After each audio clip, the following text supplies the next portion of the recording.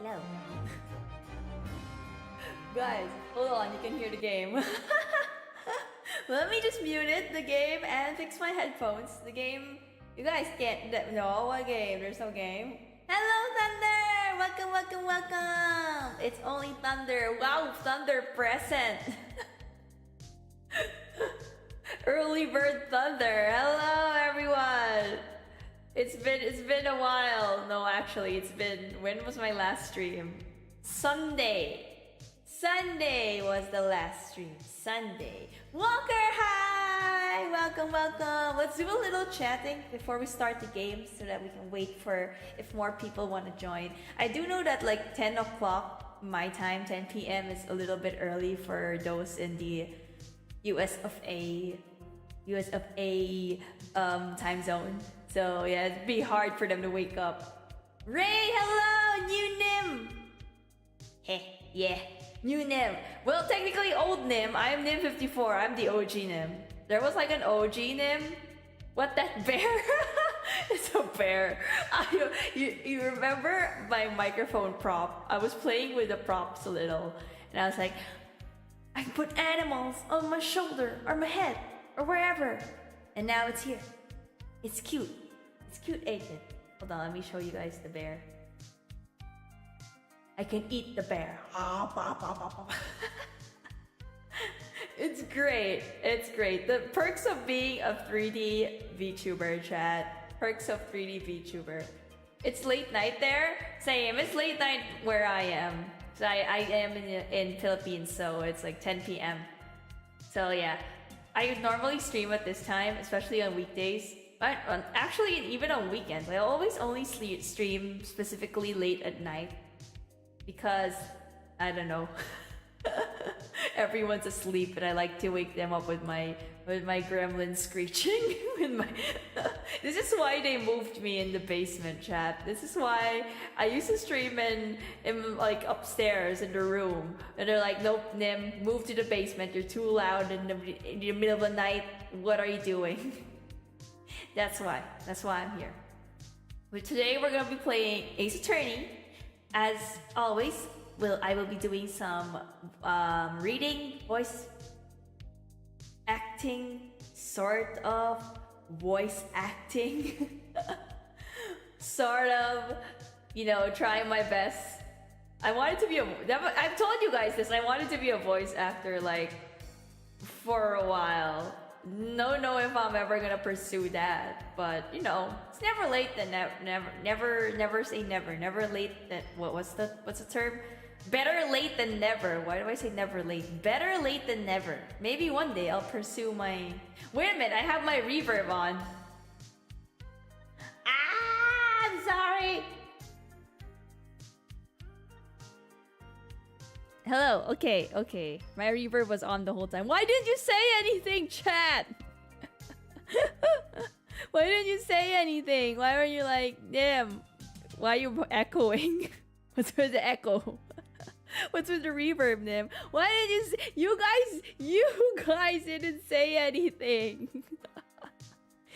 Chat, you have to tell me. You have to tell me these things because I'm so technologically challenged. I can't. I forget things. Voice actress Nym. One of these days. I don't know. It's one of these days, maybe. That's one of my like. It's one of those like weird. You guys have like dreams for your life where it's just like, it's kind of like one of those dreams where it's not I'm actively pursuing, but it'd be nice. It'd be nice if it happened. Things like that. Final, welcome. Hello, welcome to the stream. We're just doing a chatting before we start the game. I'm tickling you with my. Well, I'm tickling you. Still waiting for the British voice back. My very, very, very scuffed British accent. I'm pretty sure my British accent is like the... It's not accurate for sure, but that's the most I can do. And also, I just want to talk about like my birthday stream for a moment, everyone, because I wasn't able to. So I ended stream, but I wasn't able to really get into and like ponder and reflect. Wow, I'm reflection. Wow. Okay, I wasn't really able to reflect on my birthday stream because I ended stream to sleep, you know. But you know, looking at the birthday stream, I honestly felt really grateful.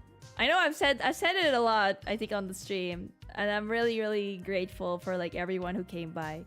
I didn't expect a lot of like that much people to drop by, especially from my VTuber friends, and also of course you guys, the viewers. I didn't know there'd be a lot of viewers that would drop by on my birthday. It was so nice. You guys are too nice. Because like, I don't know. It still feels a bit surreal. I don't know. It's like whenever I read your like messages and stuff for my birthday, and just like general being like, "Hey Nym! Hey Nym, happy birthday!" Like it just feels a bit like, whoa, people are here for me. Hello Exmo, good evening. Good evening. Hello. So yeah, thank you for joining me on my birthday. I got a little emotional. Got a little emotional right there. Teddies! How's it going? Morning! Hello, I've got a bear. You see this bear? Boop. Don't mind him. He's just a little extra. It's you, Teddies!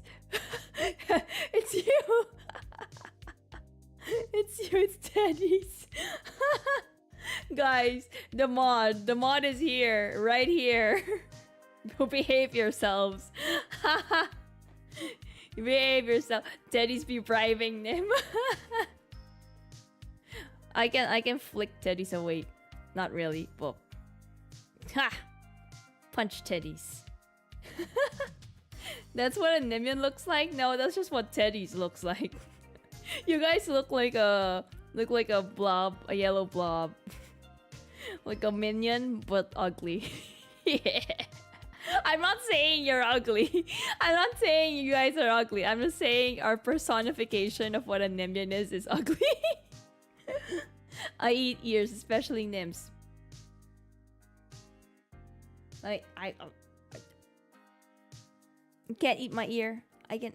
You're stuck there, Teddies. Can't believe you, Nym. I'm not saying you guys are ugly. I mean, just like the personification, just like how I represent the Nymnians. Is that it's an ugly minion, an uglier minion. Be roasting us since 2 streams ago. I know, right? You heard of like chat bullying the streamer? But I get back at you guys. I bully you too. You bully me, so I bully you too. It's only fair. It's only fair, chat. But yeah, it's been my second birthday stream. Was it my second birthday stream? It's my 3rd year streaming. Technically, almost my 3rd year streaming. So it would be my. Wait, when did I start streaming? It's supposed to be. I missed the birthday stream, like 2022. 2021 we did. Wait a minute, am I 4 years in streaming? No, 2020 I started. 2021 is 1 year. 2022. No, I'm on my 3rd year streaming. 3rd year streaming. Whoa, 3rd year streaming. It's not that. If you see me, I'm fixing my hair. My bangs are like too long. Okay, so I don't know. It doesn't seem that long, but in like it's bit. I mean, if we consider the lifespan of VTubers, it's pretty solid, right? 3 years is pretty solid. I mean, I'm almost. I came after Hollow Myth, so Hollow Myth just like. Obviously they debuted first, and that kind of influenced me as well to be a VTuber. And it's me! So technically, I am a senpai of all the other people that came after Hollow Myth. Papa Nym. Yeah! You know, a lot of VTubers came and went. We talked about this on the last birthday stream, so Yeah, I'm excited to celebrate my anniversary. It's gonna be a month from now on December. It's gonna be my anniversary. I don't know what we're doing, but we should do something. Probably. Maybe. Yeah. Excuse me, chat. Let me just drink some water. I got a little itch on my throat. Just a little itch. But don't worry. We have to hydrate because today is a voice acting stream. With a lot of dialogue, you know. You know what I was watching before I started stream, chat? I was watching Mika Melatika's outfit stream. I glanced a bit before we started stream. It's great. Look, I like the Teddy's looks at you when you move your arm. I like how Teddy's just staring into your soul. Is he not? Let me just drink water. A lot of VTubers have like new outfits, change outfits. Meanwhile, there is me. I change my entire look. Oh my god, I was kind of scared. I changed this entire face. My hair, my outfit, everything. I literally make models. Just like new models. Look at that face. That's the face you can trust. I don't know. He looks a bit worried. Teddy's, it looks like know where you are. Like, oh, how did I get here?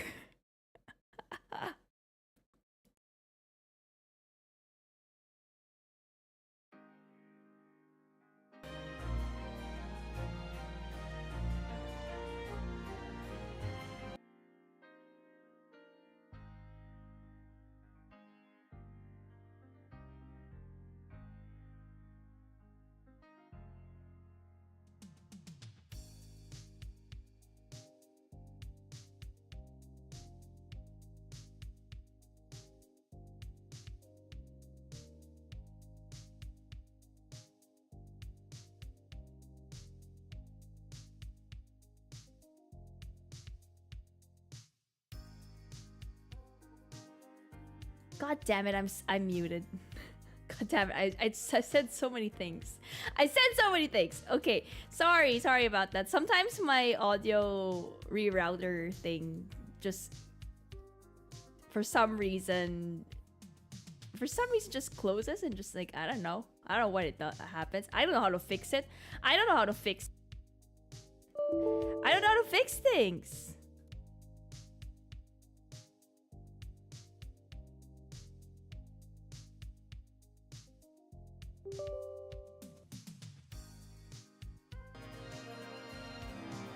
It cut off again, chat. It cut off again. Sorry. I think it's my memory. I think it's my memory. Okay, you know what? I'm gonna do the game now. We're gonna do the game now. Might as well do the game. Because if I don't, at one point I won't even be able to stream, right? At one point audio's gonna conk out and I'm gonna die. There we go. Okay, I'm ready. So we were in the part, if you guys remember, maybe, hold on, let me put the game audio. Okay, game audio's on. Game audio here. If you remember the last stream, we were in the part where we discovered that there may have been a fifth passenger in the what was that? The omnibus, which is where the murder took place. So, possible murderer? Maybe. And one of the witnesses was lying. The witnesses were lying. Why they always lying? Why they always lying? So we're gonna have to catch the liar. Liar, liar, pants on fire. Let's go. Oh, yes, that I did, sir. I don't know what voice I gave this man. Of course I heard it. Oh yes, sir, I heard it. You, sir, on the end, the coachman. I believe it's Beppo. Pants for hire. Yeah, yes, sir. My lord, sir. If it transpires that in your previous testimony, you were attempting to veil the presence of a fifth passenger on your omnibus, you will be found guilty of perjury. You are advised to bear that in mind, sir. Oh mio Dio. Oh, see, chat. Mio Dio. That's not. Is that Spanish? Is he Spanish? Should I have given him a Spanish accent? Now then, witnesses, I hereby call on you to testify before the court again. You will explain the various misgivings brought to our attention by the defense summation examination. Mexican accent. I don't know how to do a Mexican accent, Teddies. I can't do that. You're Mexican. I might get cancelled by an actual Mexican. I only carried 4 passengers that right. I assure it, but well, I for one was told I had to pay 5 pence for the bus. He fiddled with us on the fare, he did. And then I saw that blood-curdling sight as well. It's all to watch. I tell you, I saw McGilden stabbing that man. Everything I said before stands. Oh, yes, he stabbed him. Yes, he did. I think so, yes. So he made the fare higher, I see. Counsel makes sense of this for me. The phantom fifth passenger conjured into existence by my learned Eastern friend never existed. Remember him? Our vampire diary. Your goofy impression is so good. The confusion has arisen from the coachman's sly little cousinage. Is that how you say it?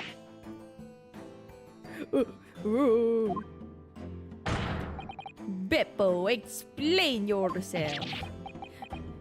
I'm terribly sorry, Guildmaster.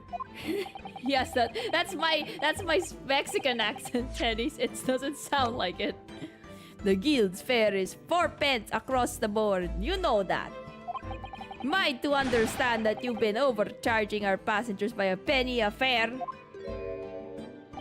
It's so cold that the last run of the day is always half empty.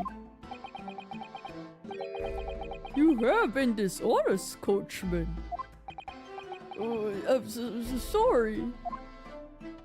That's more Italian than Mexican, but I'll take it. I tried.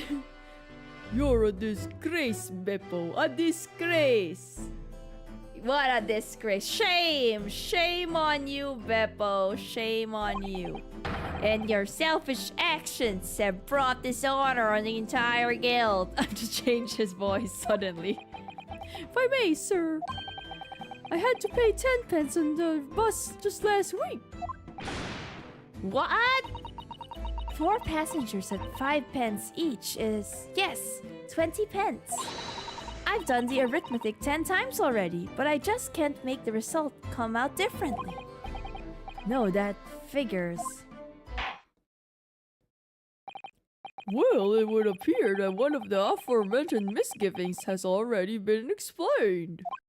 So, counsel for the defense, your cross-examination, if you please. We've already had the pleasure of a protracted summation examination today. I see you intend to continue the parlor games. Blah, blah, blah. Hello, Yak! Welcome! Hi! How you doing? This is Teddy's. On my shoulder. Just like modding the stream. Absolutely. I'm about to head to work. I hope you have lots of fun. And again, happy birthday, homie. Glad to have you one more year with us. Sorry I haven't been really active, but my job has me busy most of the time. No worries. I understand. We gotta eat, Teddies. You gotta eat. You gotta simp. You gotta work to simp. What can we do? What can we do? Your little friend here. This is a representation of Teddy's. He's gonna do your job for you. Bye, Teddies. Bye bye. I only carried 4 passengers that night. I swear it, but well, I for one was told I had to pay 5 pence for the bus.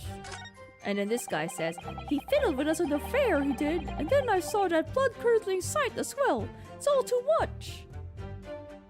oh, maybe we can press the blood-curdling sight and ask about if he was stabbed on the floor or like across in the stomach, right?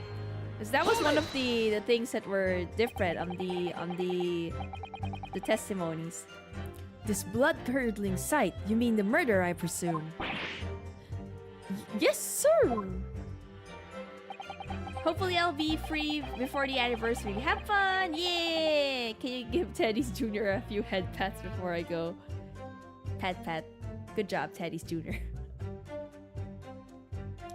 A loathsome sight. No one should have to witness the horror in the eyes of a man at the moment his life is taken.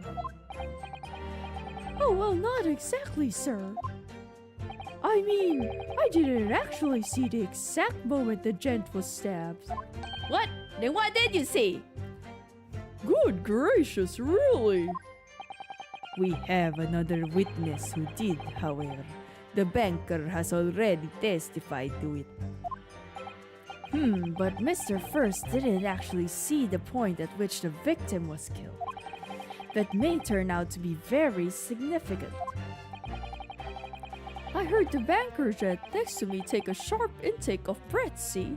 That's when I looked through the glass. That's when I saw the horrible blade poking up from his beard. Should I do a British accent? They're all technically British. I mean, I'll try. All covered in blood. Every time I see a knife now, I can't help screaming, even when I'm eating. I can't do a British accent in this voice. I tell you, I saw McGilded stabbing that man. Everything I said before stands. Oh, yes, he stabbed him. Yes, he did. I think so. Yes. I think so. I think so is a little bit. What do you mean by I think so? If it's not the mother of Teddy's. Hello, Exodus. Hello. Earlier, you testified that you saw the moment when the defendant allegedly stabbed the victim, didn't you? Oh, yes, that's right. You said the victim was on the floor and described the assailant holding the knife in an ice pick grip. I suppose. Wait up, yes, put the cart before the horse, baby. What's this? Well, I'm quite sure about most of it, but I was driving the horses when I heard a scream from the seats on the roof deck. Oh, I expect that was me, sir. Then when I turned around, yes, I saw it through the skylight. The gentleman was on the floor and the knife was sticking out of his midriff. That's right, yes. The fellow holding the handle was a famous man, yes. So in short, you didn't see the moment when the victim was actually stabbed at all. Hello, Auntie You! Welcome! We're continuing the story. So Beppo didn't see anything. Aha! Only the banker man did. I really thought I did, but when I go over it again in my head, no, I suppose I didn't actually see the precise moment of stabbing, did I?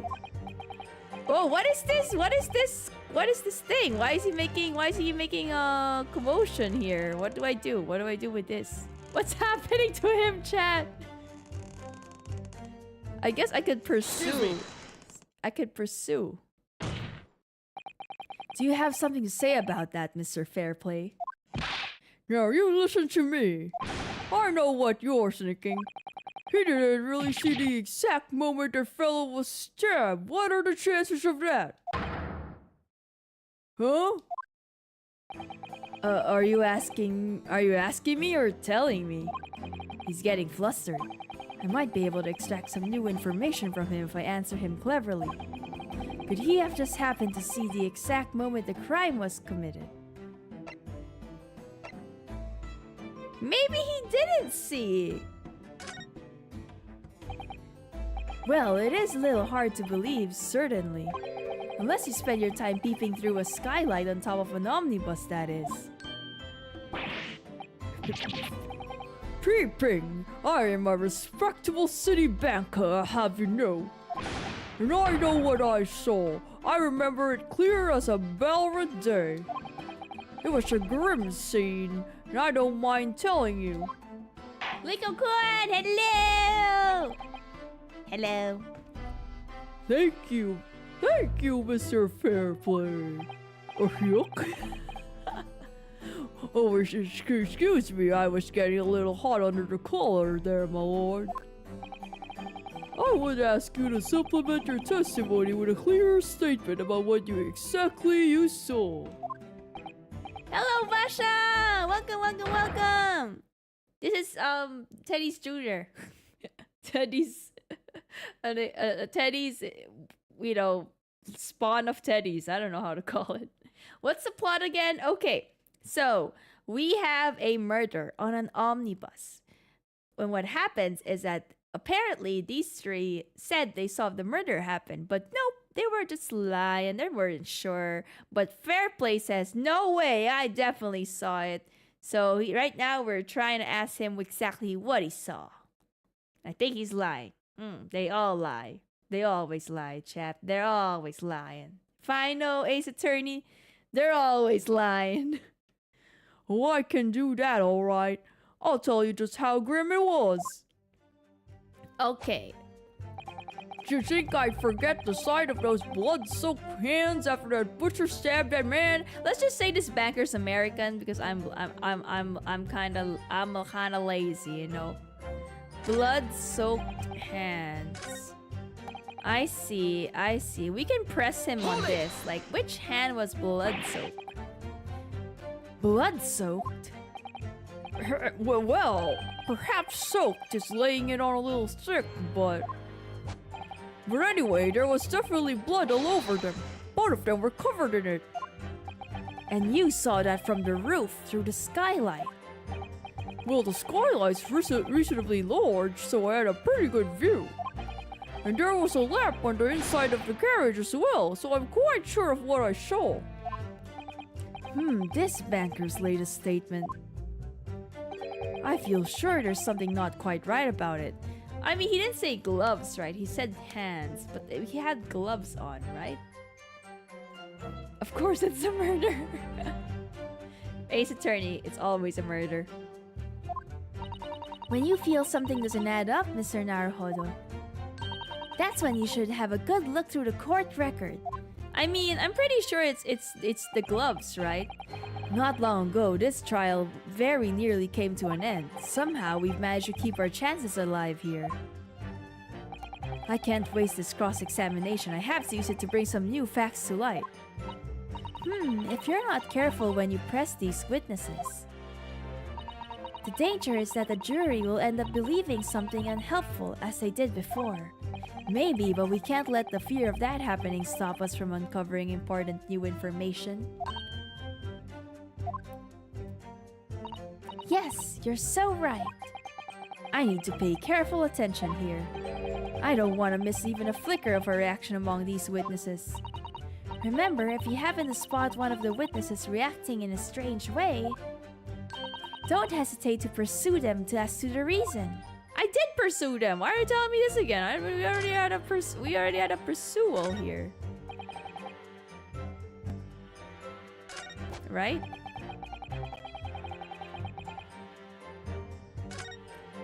Oh yes, he stabbed him. I think so.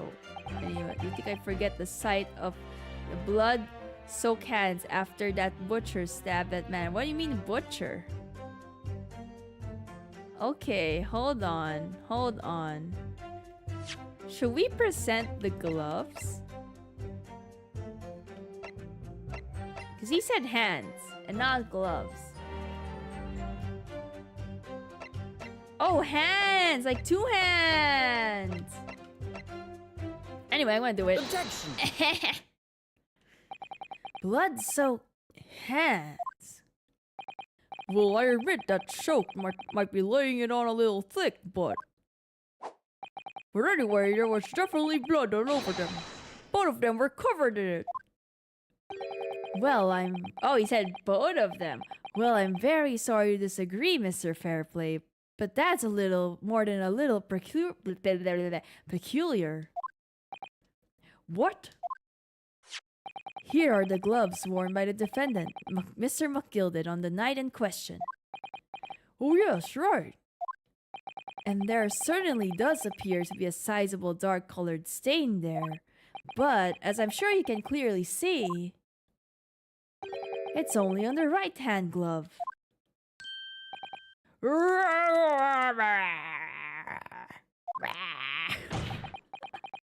In short, Mr. Fairplay, your testimony is inconsistent. No. No way. But no, that can't be right. So you're the liar here then. That's right. You were quite clear about it. You said, it was both hands.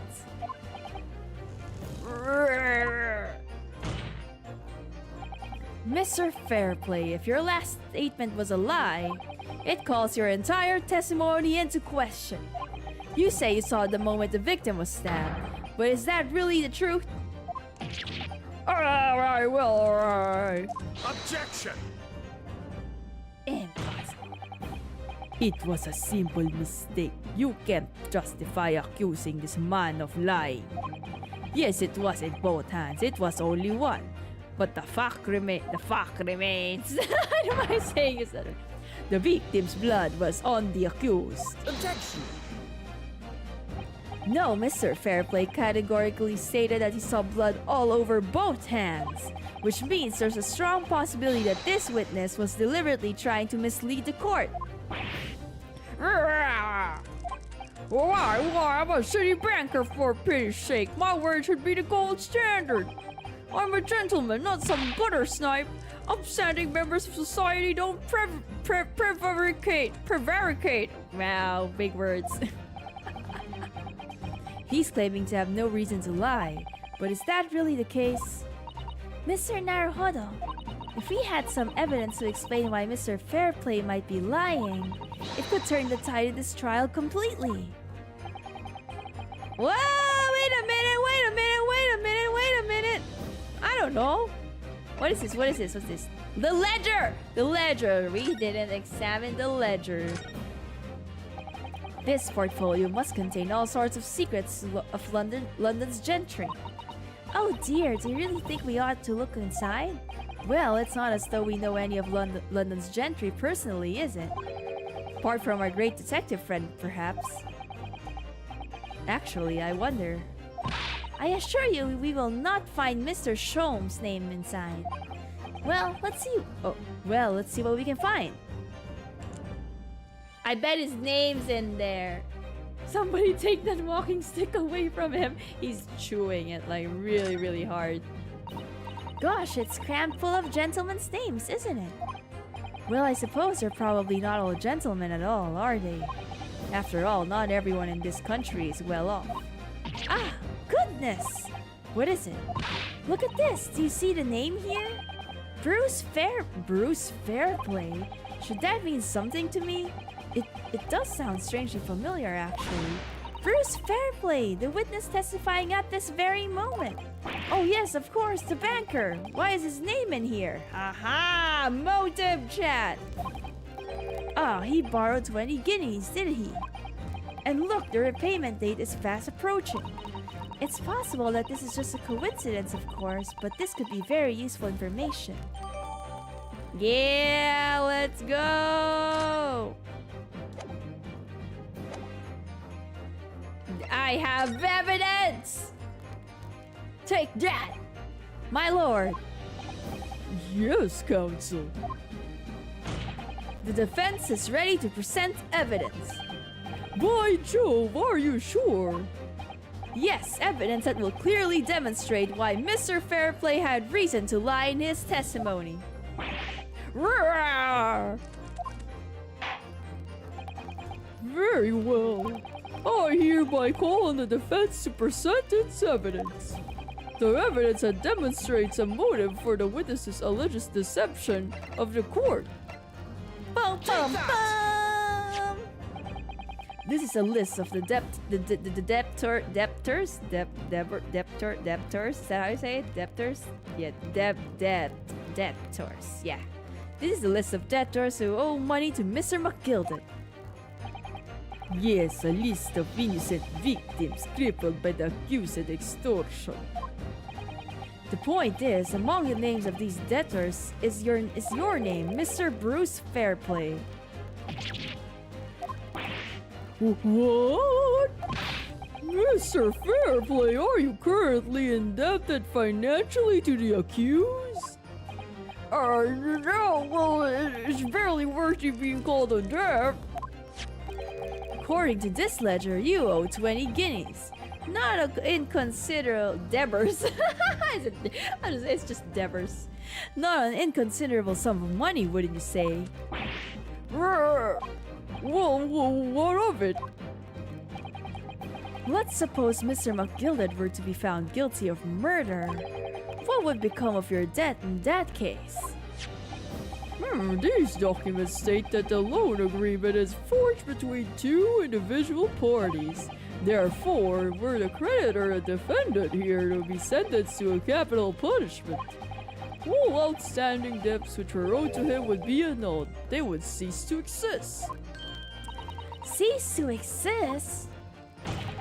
Mr. Fairplay, is it not the case that you claimed in your testimony to have seen something you never in fact saw?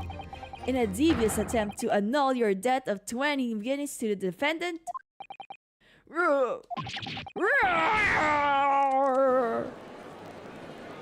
He owed 20 whole guinea pigs. Can't believe it. Where he's gonna find 20 whole guinea pigs? Order, order, order, Mr. Bruce Fairplay. Yes, my lord. Let me ask you again, and be aware that your answer may have most serious implications upon your future, sir. Did you or did you not see the precise moment in time at which the defendant is alleged to have thrust a knife into the victim? Oh, here we go. It's the Ace Attorney. The Ace Attorney breakdowns, chat. Your silence speaks volumes. You did not tell the truth in your testimony. Alright, now let's not make a melodrama out of this. Perhaps I did overstate the truth a pinch. A pinch? But it makes no difference. I definitely remember seeing blood on McGilded's hands, both of them. Objection! And yet only one of the defendant's gloves. And yet only one of the defendant's gloves, which we have here as evidence, is stained. So you keep saying. I wonder if I might be allowed to speak, sir. Go ahead, Mr. First. Well, the thing is, I think I remember seeing it myself as it happens. Seeing what? The blood, sir, and the assailant hands. I think, yes. I'm almost sure that it was both of his hands, not just one. What? What? I mean, he could have kind of wiped it off, maybe. I don't know. He took off his other glove. Ah. It would appear that we're going to need further testimony from all you witnesses. This time, I would like to know precisely what you did and you did not see. Do I make myself perfectly clear? Mr. Naruhodo, this is good news. Of course, the course of the trial seems to have shifted slightly at last. Yes, I might finally have a chance to turn things around here. All right, I'm ready for the next. Bring it on. Bring it on. What the witnesses really saw. There was blood on both hands of the assailant. I sincerely and distinctly remember that. However, I suppose you might say that I didn't see the exact moment the stabbings transpired, if that matters. I remember seeing the knife, and I remember seeing both of the attacker's hands with blood on them. I didn't actually see anything myself. No, not even heard the scream. Anyway, the fact remains, there can't have been anyone else inside the carriage, or we all would have seen.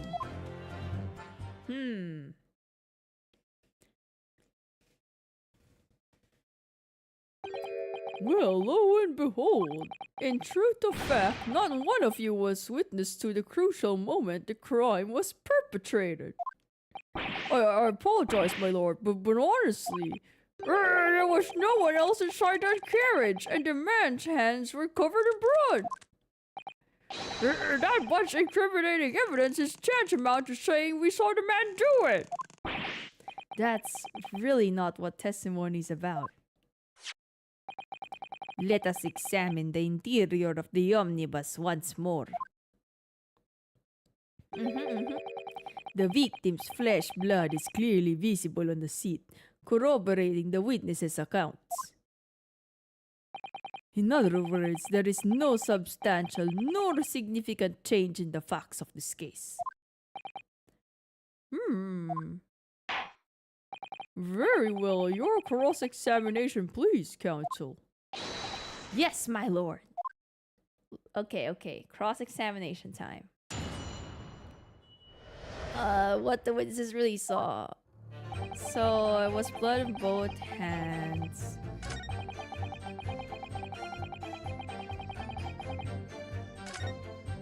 I remember seeing the knife, and I remember seeing both of the attacker's hands with blood on them. And then he said, I didn't actually see anything myself. No, not until I heard that scream. Anyway, the fact remains there can't have been anyone else inside the carriage, or we all would have seen.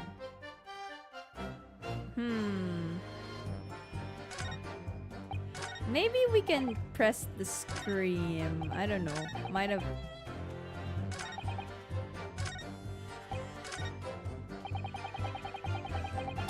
I don't know. Let's just see. You didn't see anything. Oh, yes, sir, that is to say, no, sir, I didn't. Very sorry about what I said before, sir. Very sorry, yes. It was very wrong of me to make up stories and to say I stabbed the man. Wouldn't you agree, sir? I know what you're insinuating. I certainly wasn't making up stories. Still, to say you saw nothing isn't right either, is it? No, sir, I saw nothing at all. Mr. Beppo, you were driving your horses. At the very least, you must have enjoyed a good view of London's streets, no? Well, I guess that was a dead end. Oh, please, you didn't even see that? It was so cold that night, you see. It was all I could do to keep from passing out, sir. Yes, my head was fairly frozen solid. Sorry to say, sir. It would seem prudent to avoid travel on the last omnibus service of London's cold winter nights. Beppo! So I guess that didn't do anything. Maybe we'll press this what fair play says. And everything you saw of the incident was through the skylight on the roof of the omnibus. That's right, it was fiercely cold that night, but the glass wasn't frosted over. Oh yes, I remember I was shivering. It was so bitter. Which rather begs the question of why the pair of you were sitting on the roof deck in the first place. Well, I don't know about this young fellow, but I couldn't enter the cabin. Oh, why not? It was locked from the inside. I tried knocking, but no one opened the door. It was locked? That seems important, actually. That it was locked. That's right, it was a public service bus, for pity's sake. That's not what I call fair play. Yes, I had exactly the same experience. I tried knocking, but the gent inside just gestured at me to clear off. So I had no choice but to climb up the roof deck and look down longingly into the warm cabin below. Well, I can assure you I wasn't just looking down, I was glaring long and hard. And that's precisely why I can tell you with absolute confidence that if there was anyone else at all in that cabin, I would have noticed. Unequivocal and unequivocal, I would say. I'm not sure what about these two witnesses. Could they really have seen everything inside the cabin through the skylight?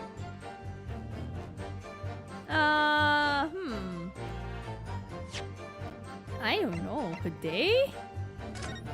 Could they have seen everything in the skylight? Maybe not. I mean, we can look. I'm sure there's a blind spot, right? Yes, and there's a lamp, and I'm sure there is gonna be able to see. That's not good for us, huh? Let's try to look inside. Well, let's open the door and then we'll go inside. Okay. Let's go inside and see. Well, then I guess they would have been able to see everything actually. Right? Right? Is there a place to hide? Oh no, you can hide in here, right? Wait, what if they hit some... Could a man hide in there? Could a man hide in here? Right? Right? Maybe not. I don't know. Possibly, chat? What do you think? I'm gonna save.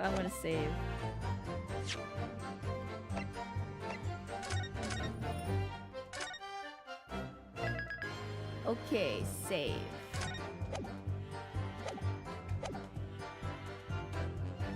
It would have not been they might not have been able to. I'm just gonna go with they might not, just to make myself feel, I don't know. Allow me to confirm one thing, Mr. Fairplay. A gremlin did the murder. Someone was in fact hiding there. I wonder who. You are riding this omnibus and witnessed the event in the cabin through the skylight in the floor of the upper deck. Is that right? That's right, yes. In that case, there is a portion of the cabin interior that would have been out of sight from you. What? By golly, really?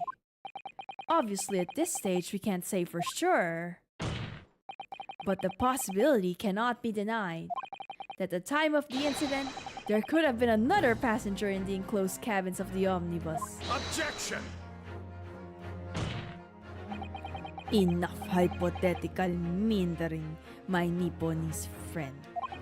The prosecution demands that you substantiate your claims.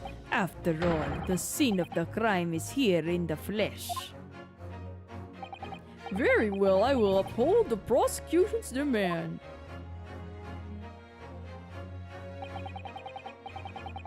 You will identify the area on this cross-sectional plan of the omnibus. I don't know.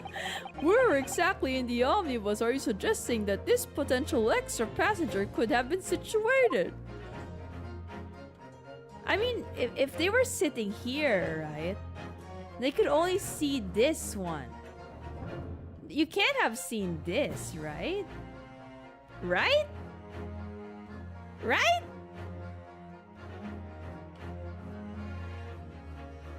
Clear yeah, I think. If they were seated here to see the skylight, they would have been looking here. They would have been looking like they would have to stand and look down. Probably. We're gonna save. We're gonna save. We're gonna save. We're gonna save, chat. I'm not even gonna look at chat just in case some of you guys know the answer. I'm just gonna go on a limb. Take that! Okay. Both rows of the seats on the roof face in the direction of travel, whereas the seats in the enclosed cabin face each other. Okay, I was correct. Okay. Which means the visible part of the cabin, which passengers on the roof deck can see through the skylight, is as I've drawn here. Oh. That's right, my lord. As you can see, the scene opposite the one on which the victim and his attacker were sitting is obscured from view. In other words, if someone had been sitting on that seat, it's quite possible that these witnesses would have been completely unaware of it. But then they only have like the max Objection. though. That's the thing. There's 20 pence, right? And 5 per person. How could he escape the fare? It's quite possible some phantom was sitting there. You Nipponese have a forbidding habit of obscuring the truth with ambiguity. I concur with the prosecution's rejoinder. In the British court of law, evidence is paramount. I cannot entertain this conjecture, counsel. That is, unless you're able to put a name to this mysterious passenger to whom you allude. Can you, Mr. Naruhodo? Can I? Can I though? Can I?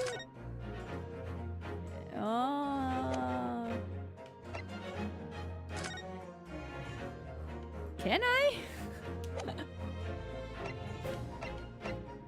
Maybe it's on the knife. Maybe the M. Maybe it's the M. Is there anything else? Blah blah blah blah blah blah blah blah blah blah blah blah blah. Like braids. And there's the blade. Okay, maybe it's. Nope. It's just an M though. Let me. Well, this ledger just says. We can't though. Yeah, that's the thing. There's nothing else on the ledger, I guess. I would assume. Okay, well, I don't have any evidence, that's for sure. Can I say no? I guess. I honestly don't know who could it have been. Who could have been in the other seat, which was out of sight from the witnesses on the roof deck? I don't know. There's what are the people? What are the people here? No one else has been introduced.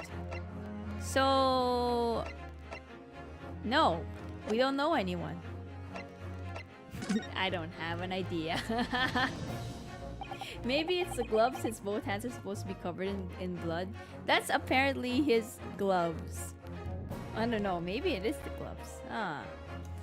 I have literally no idea. But as a proud citizen of the Japanese Empire, you will look to the sky and walk on, making sure all signs of tears are gone. Go on.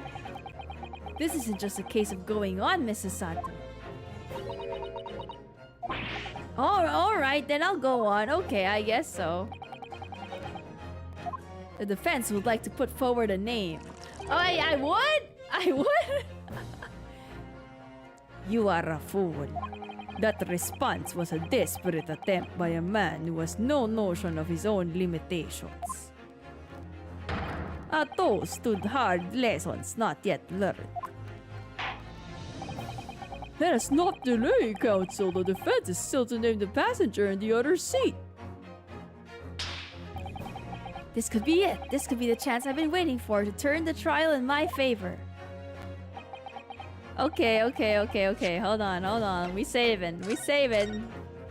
I am not. I don't know what I'm doing.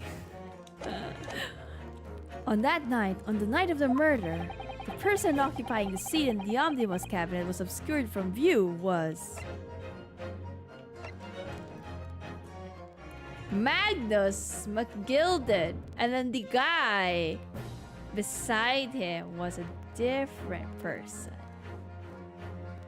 Take that! Right. The passenger in the enclosed cabin that the witness on the roof deck failed to see has to have been Mr. Magnus McGilded. Mr. McGilded? What are you talking about, counsel? That's the name of the defendant. I mean, it's the process of elimination, chat. I'm so Objection. smart. You see, this is Nym smart. Oh my god, he broke. Why did you break perfectly good wine, sir? I am hurt by that. If I desecrate this chamber by smashing my hallowed chalice, do forgive the discourtesy. Lord Van Zoinks! People talk of those tiny island nations in the Far East as having a learning of and culture of their own, but I see they use the terms ill-advisedly. What are you trying to say? Let me explain in terms that even a student of an artless backwater such as yourself might understand. When the bloody scene unfolded, the victim and his assailant were sitting side by side. Multiple witnesses have attested to the fact. It's the very premise on which this case is built. Objection! But that premise may be wrong. What? If the victim really was sitting beside Mr. McGilded, This is such a what is a man moment. it creates an inconsistency that can't be reconciled in any way. What inconsistency, counsel? The defendant's gloves, my lord. Both witnesses made the same testimony. They claimed that there was blood on both hands of the person sitting next to the victim. Objection! Yet we know the truth to be otherwise. Only one glove bears the gory remains. Objection! The point is, even in the face of this irrefutable evidence, both witnesses have maintained their stance. Yes, their testimony remains unchanged. Exactly. They both adamantly swear that they clearly remember seeing blood on both hands of the assailant.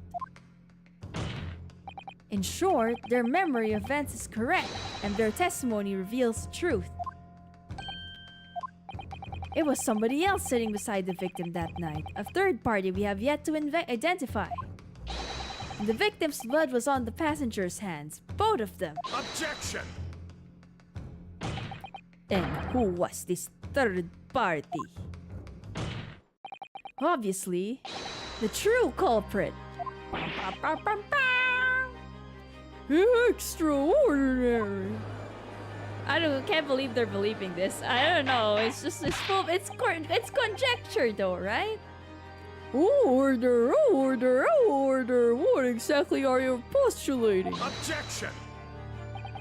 The defense postulation is just that, nothing more than conjecture. See? It is just. I'll be honest. It is conjecture.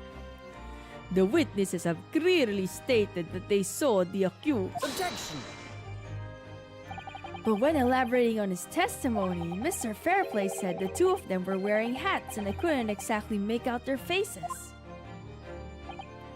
Yes. The tops of their heads were obscured by the roof. I could see the rest of them, though. Yes, that's right.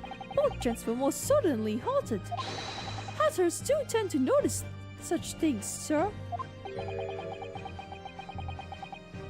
Juror number 1 is the murderer. Possibly, actually. And what particular styles of hat did the two gentlemen sport, Mr. First? He is wearing a hat. Damn. I'm afraid I don't remember. And you call yourself a hatter? The style of hat makes no difference. There was no third passenger in that cabin. How can you be sure? Because if there had been, the accused, Mr. McGilded, would have undoubtedly have offered to dispose that fact. Ah, that's true. Unless that is you are proposing an even more preposterous explanation. That the accused failed to even notice the presence of the true culprit in the very cabin in which he traveled. Oh. Summon the defendant to the court. He's right. If there was another person traveling in the enclosed cabin of the omnibus, it's inconceivable that Mr. McGillard would have been unaware of it. Order! There is clearly a simple solution to this problem. Bring the accused, Mr. McGilded, to the stand. Well, what say you, counsel? The prosecution objects, my lord. On what grounds? As a suspect, he will have already made a full statement to the police. But what if there's some reason why he's unable to speak freely? Magnus McGilded is no uneducated ruffian. If it indeed turns out the man has been withholding information, you can be sure it will have been most deliberate act. Counsel for the defense, what is your opinion? My lord, should we ask Mr. Gilded to testify or not? Demand this testimony! Bring him on! Yes, we need to hear what he has to say in order to find out the truth. The defense would like to call Mr. McGillard to the stand. In that case, I would like to hear the opinion of the jury.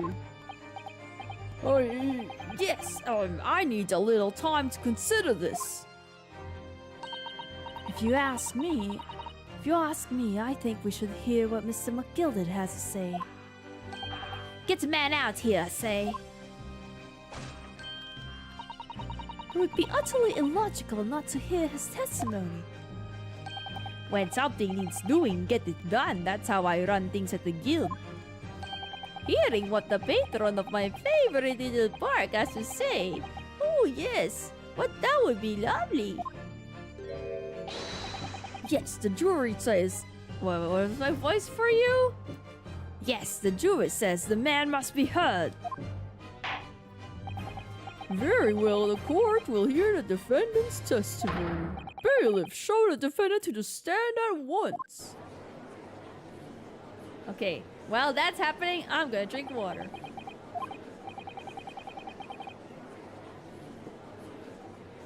Now maybe what actually happened that night will finally become clear. Maybe he fell asleep during the murder. Maybe he was drugged and he couldn't really, like, he doesn't know what happened, you know? Could have been that.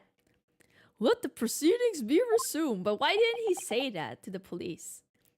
Mr. McGilded, have you been listening to the discourse of the day? To be sure I have, my lord. There are now two matters on which the court desires to hear from you. The first is whether or not there was a third party with you in the omnibus cabin as proposed by the defense.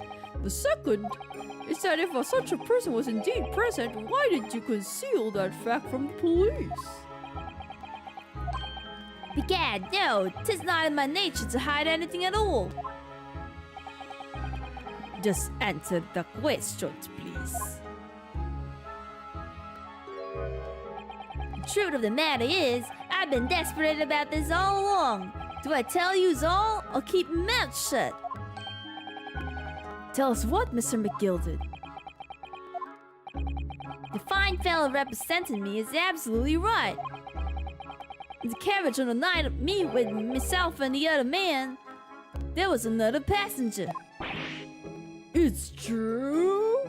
Kiwi, hello! I can talk now. It wouldn't let me talk even though I'm a mod. Why? Why? That's so sad. Hello, Kiwi. Welcome to the stream. Hello. I would put a. I would. Did you wanna be the one on my shoulder? This is Teddy's right now. You gotta. I don't know what animal you wanna be though. This is the same case. Yes, it's still the omnibus cart case thing. Ew, Teddy's. It's okay, Kiwi. It's not real Teddy's. It's fake Teddy's. It's true? Aye, and 'twas me who helped the little urchin get away after it all happened. You... What?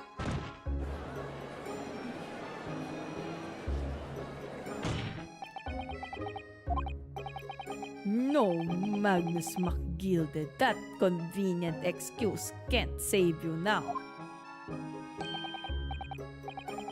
I'm truly sorry. So I am, Lord Van Zykes. I'm sure you'll be wanting to know why I said nothing when I was taken in by the police. I do be having a very good... Oh, that was the voice I gave him, huh? I do be having a very good reason, I assure you. Which was... Well, the little child was just in the wrong place at the wrong time, and not in any way involved, you see. What? If the police had known that the wee one was there, they'd have assumed she'd done it. They have hauled her into this here courtroom, just like myself. I was only trying to spare her that. It's a child? That didn't look like a child.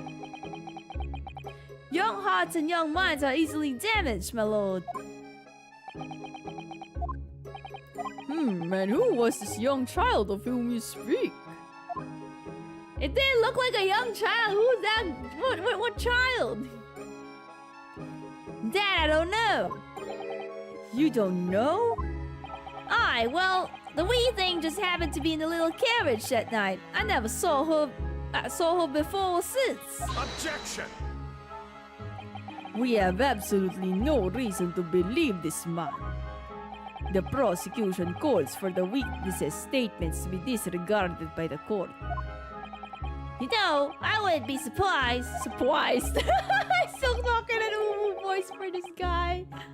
If the urchin isn't here in this courtroom as we speak, listening to the proceedings. What? Bang!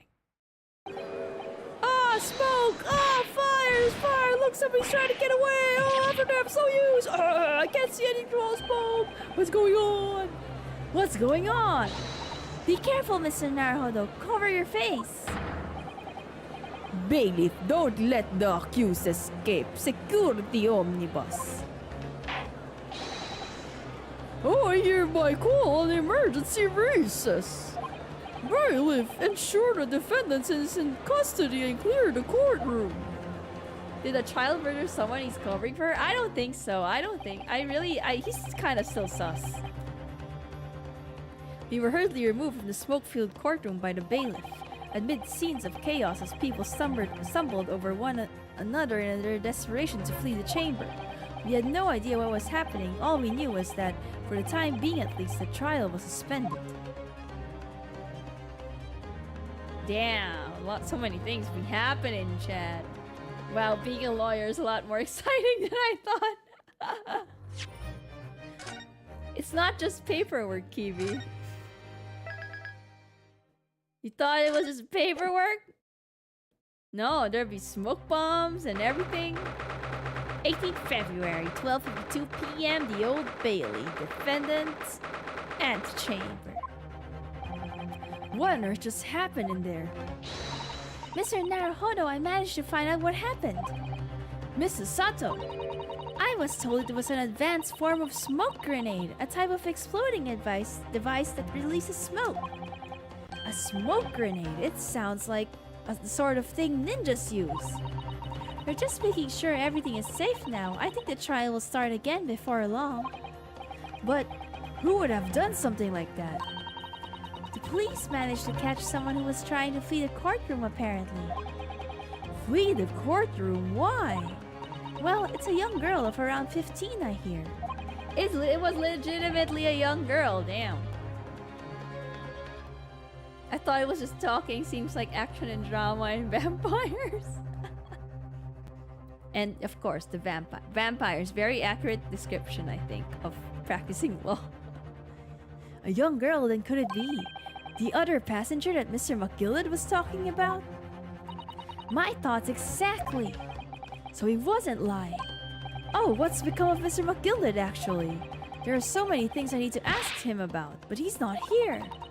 I think he was summoned to the prosecutor's antechamber to answer questions, along with a young girl. Who is she, I wonder?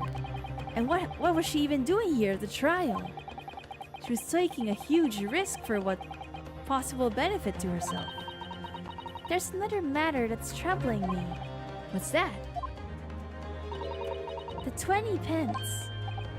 Oh yeah. See, the math wasn't mathing. That's the thing. According to the coachman, Mr. Beckham, he took 4 passengers that night at a fare of 5 pence each. That comes to a total of 20 pence exactly. But now it seems there were in fact 5 passengers, which means the figures don't seem to add up again. She's right. That is strange. Counsel for the defense, kindly proceed into the courtroom. The trial will reconvene in 5 minutes.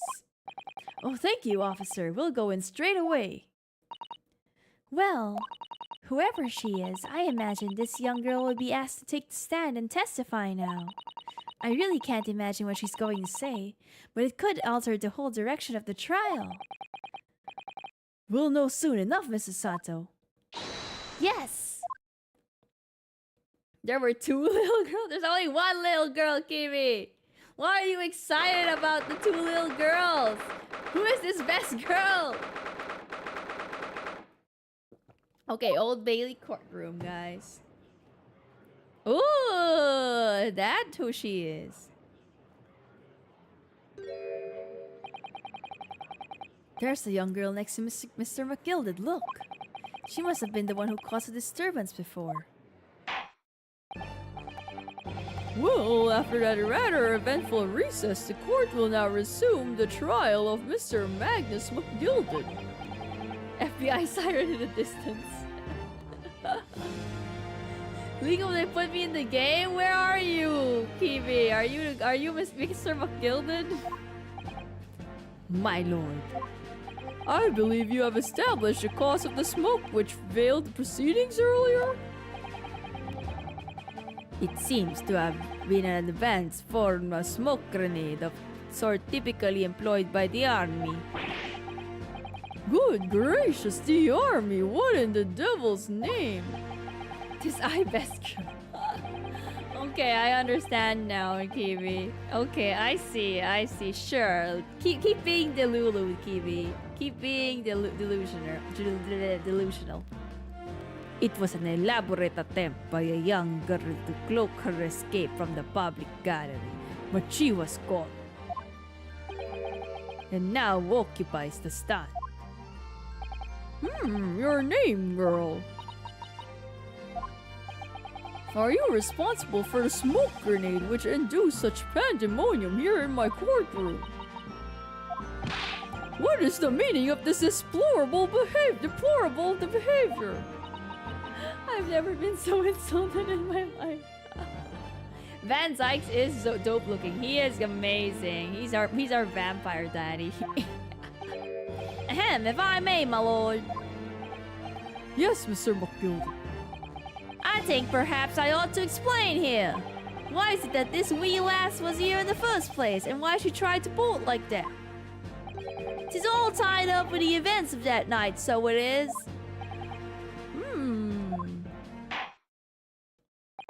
Very well, Mr. McGillen, give your testimony. You will explain to the court exactly how this young woman is involved in the case. Just what did happen that night? It's not like a defense lawyer needs that information or anything.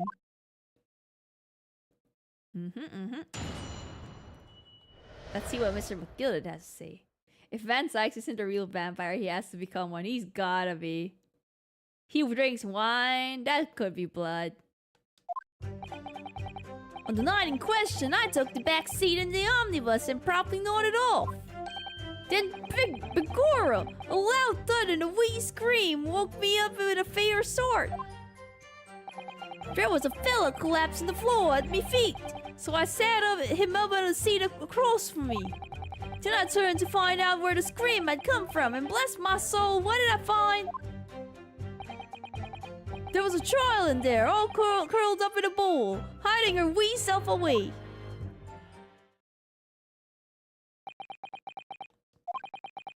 I remain somewhat baffled, I confess. From what I gather on the night in question, this young girl was indeed riding the omnibus, is that correct? Tis exactly as the defense counsel said. The last was the fifth passenger, my lord.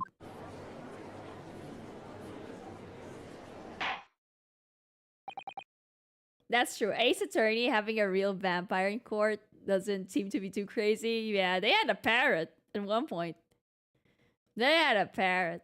It was Van Sykes that was the sixth person. He tried to drink the guy's blood, but McGillen killed him first so he wouldn't turn into a vampire. Very well. The defense will now cross-examine the witnesses. Are you ready, counsel? I'm ready. I'm ready. I'm ready. Yes, my lord.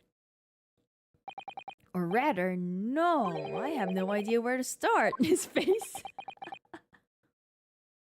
the face.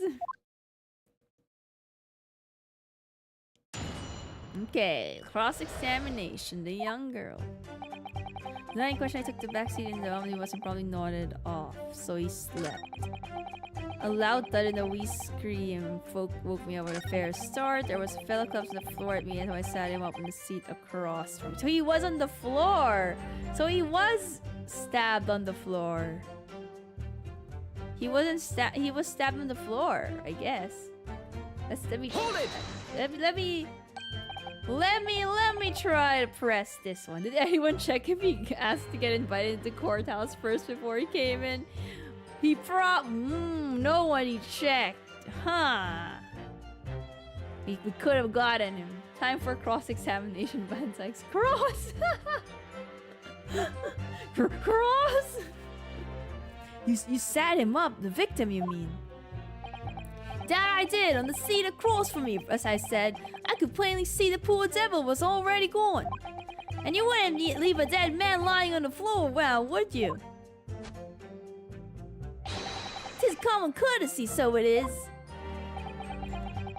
I find that a little hard to believe. Ara!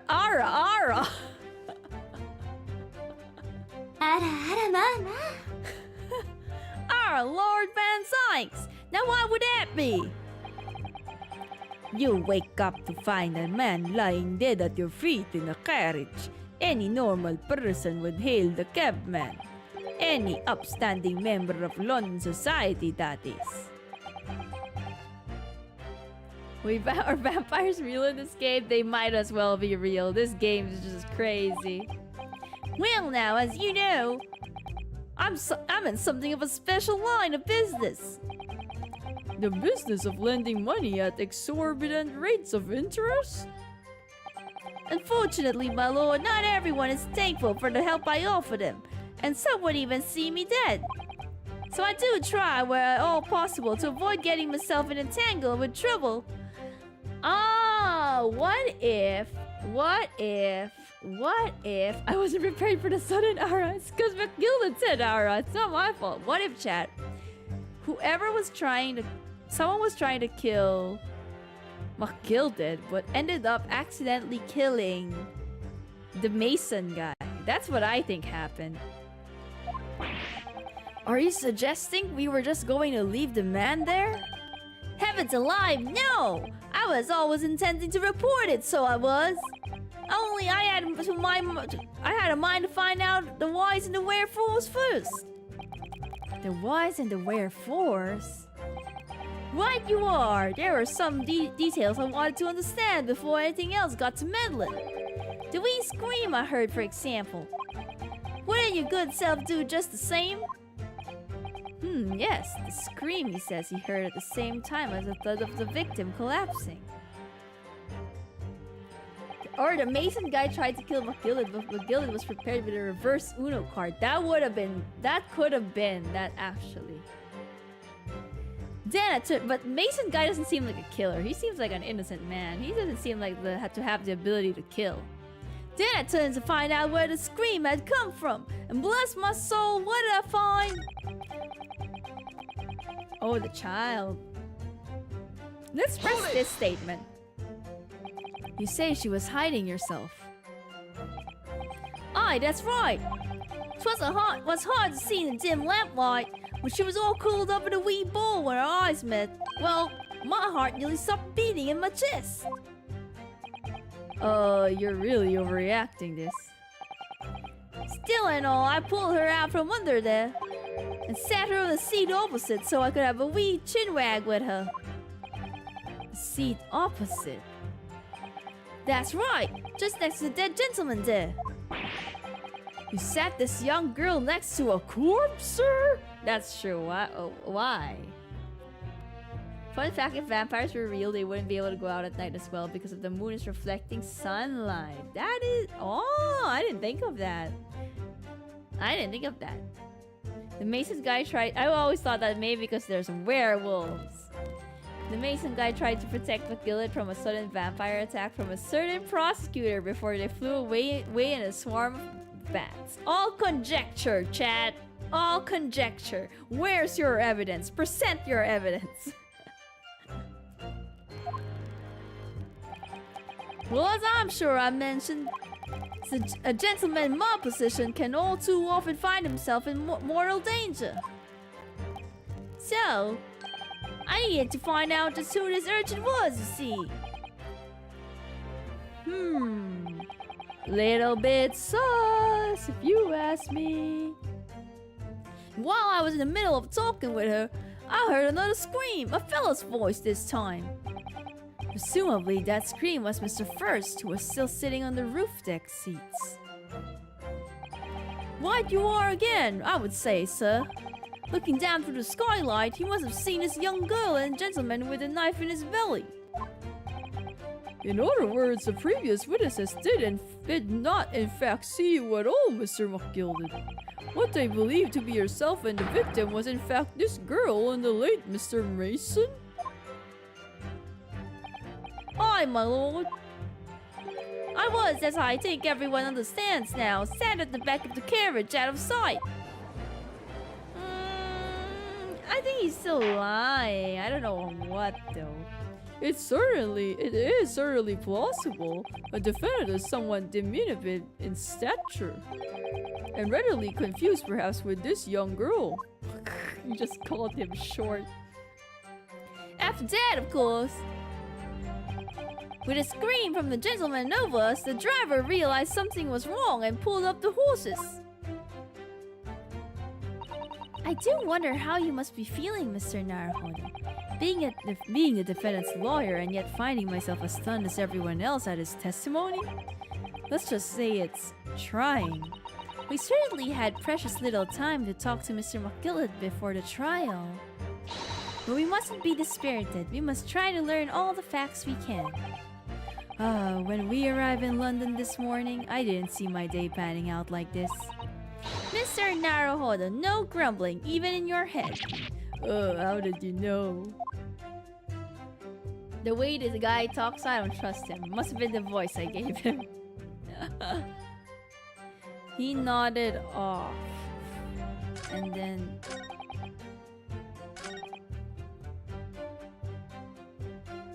And then there was a fellow called... Let's try to press the loud thud and scream. Have I pressed this? I don't know if I pressed this. A loud thud, you say, and a scream? Aye, that's right. How can I explain it? 'Twas like the sound of someone falling to the ground. That sort of noise. So you think it was the sound of Mr. Mason falling to the floor, having been stabbed? Well, Well, now, you remember I was asleep at the time, so I wouldn't like to say. And when the sound woke me up, I opened my eyes. There wasn't a soul to be seen in the carriage, but it fell on the floor. You didn't see anyone. But at the same moment, you did hear a scream? Oh, from the seats above you on the roof deck, I presume. Not above me, no, my lord. 'Twas from inside the cabin. But I wasn't altogether thinking about a scream. No, I was too stunned by the desperate sight before my eyes. He's Irish. Makes sense, never trust an Irish. Something about his accent rubs me the wrong way. Can't even do an Irish accent, Kiwi. It's the Irish, you know. They don't give us their gold. They're always hiding their gold. If only they shared the gold. Let's look at the. Oh wait, hold on. Did we check the girl's reaction? Because we didn't, did we?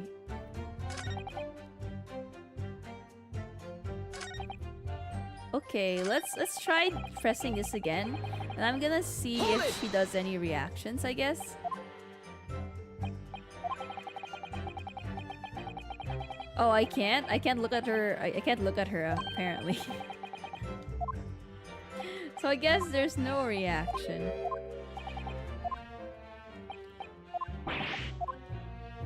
Yeah, I can't move it. So I can't see what she looks like. So I guess we don't... Oh, we don't really need to prompt her or anything. We just have to do a... He must have seen his young girl gentleman knife his belly. Okay. I'm gonna check the court record. Let's look at the court record.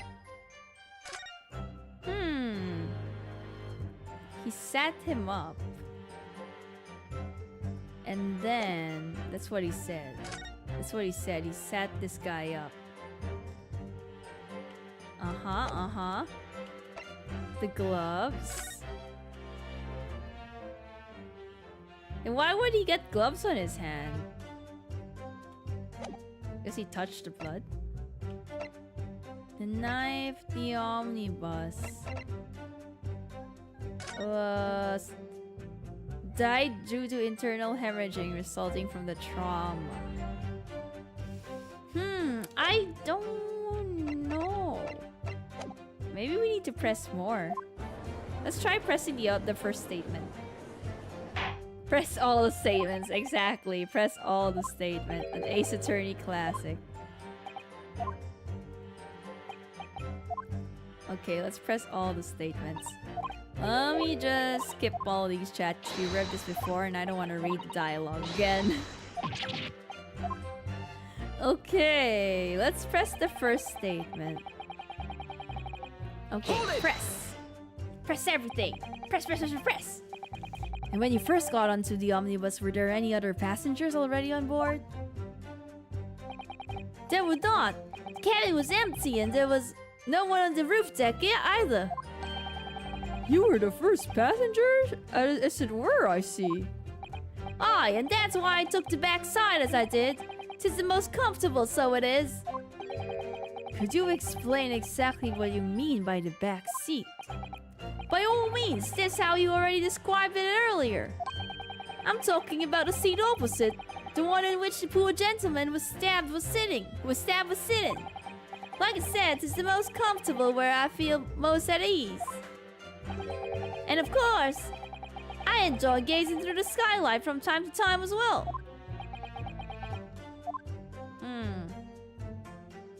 Gazing from the skylight? The back seat gazing to the sky. What did he say again? Loud thunder wind stream woke up with the fares.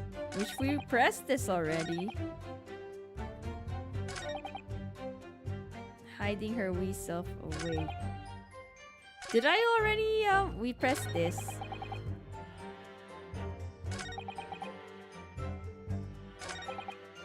Huh. Did I press everything? I feel like I did.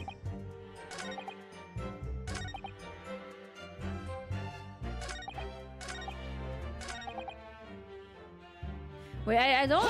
Let me press this again. He just admitted to being a backseater. That's ground for immediate arrest. That's true. That's true. In the rules of this chat, he would have been guilty. Other passengers already on board. They were not. Cabin was empty. You were the first passenger. That's why I took the back side. Could you explain what you mean by the back seat? By all means, you already described it earlier. I'm talking about the seat opposite the one in which the poor gentleman who was stabbed was sitting. Like I said, it's the most comfortable where I feel most as ease. Gazing through the skylight from time to time as well. Oh, okay. And then what? A loud thud and a scream, which we already did this, right? We already pressed this. Did I press this? I don't press this. I don't know if I pressed this. I'm afraid I don't understand. I'm sure you told the court that there was no one else in the carriage except yourself and the victim. So I did, sir. So I did. As far as I could see, that is. What do you mean by that? Well now, 'tis a queer thing. The wee scream I heard was as I woke up. It came from, if you excuse the vulgar expression, under me backside. Ah, she was hiding. Good gracious. Under your backside? And when I lifted the seat on which I'd been sitting, I found there was a wee cubbyhole there for storage. Mr. Naruhodo, we can examine the omnibus ourselves, remember? We did find that. Yes, of course, the whole omnibus was submitted as evidence. This would be a very good time to have a thorough look around inside. That's when I found her. Thank you, I've heard enough. The events as explained are clear in my mind. However, at least one conundrum remains. Who is the girl? That's true, she didn't say anything.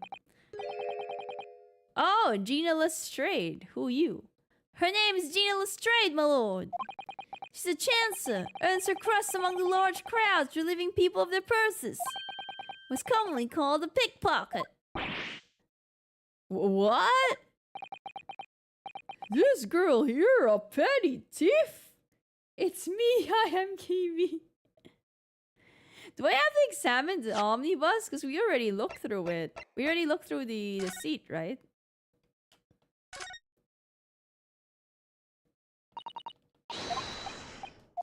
Okay, because I remember we already looked. Oh, wait. What's this here? That's blood, isn't it? Is something wrong? Oh, it's just, well, its bloodstain is so obvious, that's all. And yet Van Zykes has made no mention of it. I suppose that does seem a little strange. I totally missed this. Why do I have a bad feeling about this? I totally missed this. Wait, I want to open it. Open the thing. Oh, where's the stuff? Where's the stuff? It's gone. This is a storage compartment, but there's nothing in here. It's totally empty. Something doesn't seem right here, but I can't put my finger on what it is.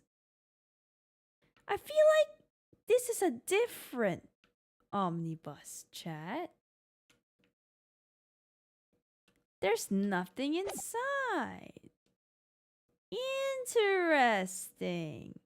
That's why there was a smoke bomb. It was to change the omnibus. Bruh. Bruh, it is planted evidence. I knew it. The drugs I stored there are gone.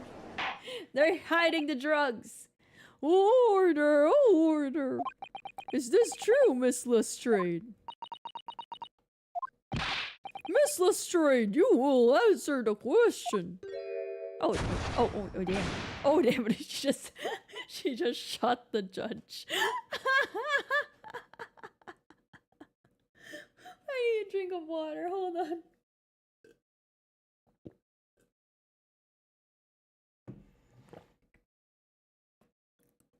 Oh! How dare you? What's the meaning of this? Oh, she just left. She just ran. Just book it. Get out of here. I think that counts as contempt of court. I don't think she cares. Oh, the girl, she's gone. Open your eyes. Oh, it's here. Oh, that's her. I'm over here. I'm over here. I'm over here. I don't know what should we give her? I'm over here. I'm over here. I'm over here, bitch. Good gracious, how? What was the point of that little sidestep? I know what you lot are thinking. Grown-ups. I can't do the bottle of water. I know what you lot are thinking. Oh, I can't do this British accent, man. Grown-ups have all the same. This dirty little dipper, you'll say, slipped up and got caught on the job. She got herself backed in the corner, so she knifed the gent. Go on, that's what's in your heads, ain't it? Not at all, no. I think she's either Scottish or has a heavy British accent. I think she has like one of those like street British accents. You know? If you get what I mean. Look, knives are for cowards. The only thugs use weapons like that. All I need for what I do is these fingers. I'm a professional, alright? Maybe not in your eyes, but I got the pride in what I do. She does. I just gave her the same voice as Mr. McGill. I just Cockney. Is she Cockney? That's Mista's accent, right? Okay, Betty,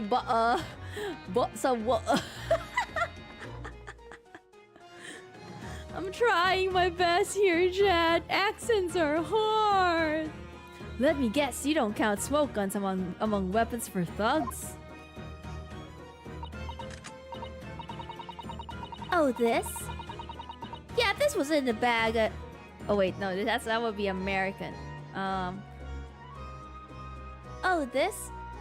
Yeah, this was in the bag I lifted the other day, down where to keep the four-wheel drags. It's nice, isn't it? It's nice, isn't it? I like the pink vest. Oh, don't wave that thing in my direction again. Make her say beans on toast, please. I'm trying. It is so hard to voice. So, you admit that you were riding the omnibus on the night in question?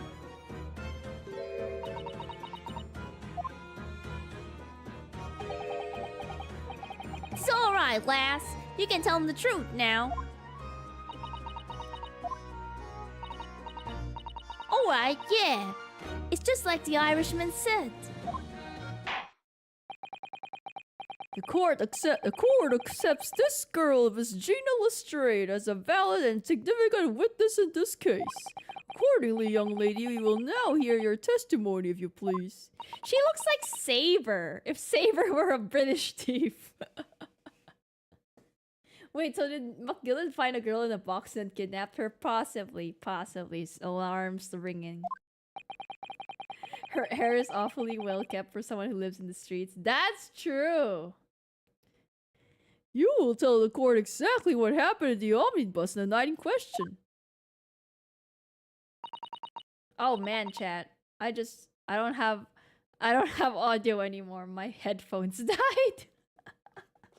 Hold on. Let's try charging it a little. Just plugging it, you know. Okay. There we go. I can hear now. Alright, if I have to. Alright, if I have to. Oh man, how do I do this accent? What the girls saw. So I snuck inside the carriage before the look up in the horses, like always. was having a hard time. But it was right old waste of time. I got nothing to show me from my troubles that night. I'll tell you, you can't see a blind thing in that hiding place. It's pitch in there. Then, after a while, I hear this loud bang. Nearly jumped out of my skin, I did. She sounds exactly like Mr. McGilden. And the scream just came out. It's because of that the swell found me. He did help me get away, mind. Alright, so I was eating this guy Kiwi's drugs inside a box, and the blue-haired Willy Wonka looking motherfucker kidnapped me. It's okay, Kiwi. You'll get his drugs. Don't worry. You'll get it someday. And I still wait a minute. Nope, I still don't have audio chat. Hold on. I guess it's just. Is it charging? Is this charging? Oh, I pulled the. Oh, that's why. I accidentally. Okay, sorry, chat. I accidentally pulled the I accidentally pulled the plug. Let me move a little nearer to plug because I'm charging my headphones. Yes, he let you go. Wait, is this on? It's not turning. Oh, there we go. Is it on? Hello? Oh, there we go. Okay, I can hear it now. Yes. I fail to understand why you would let this street urchin go, Mr. McGilden. Oh, 'tis simplicity itself, my lord. You see, she couldn't possibly have killed the other passenger. I knew that for a fact. How? And I'm sure I said before, sir.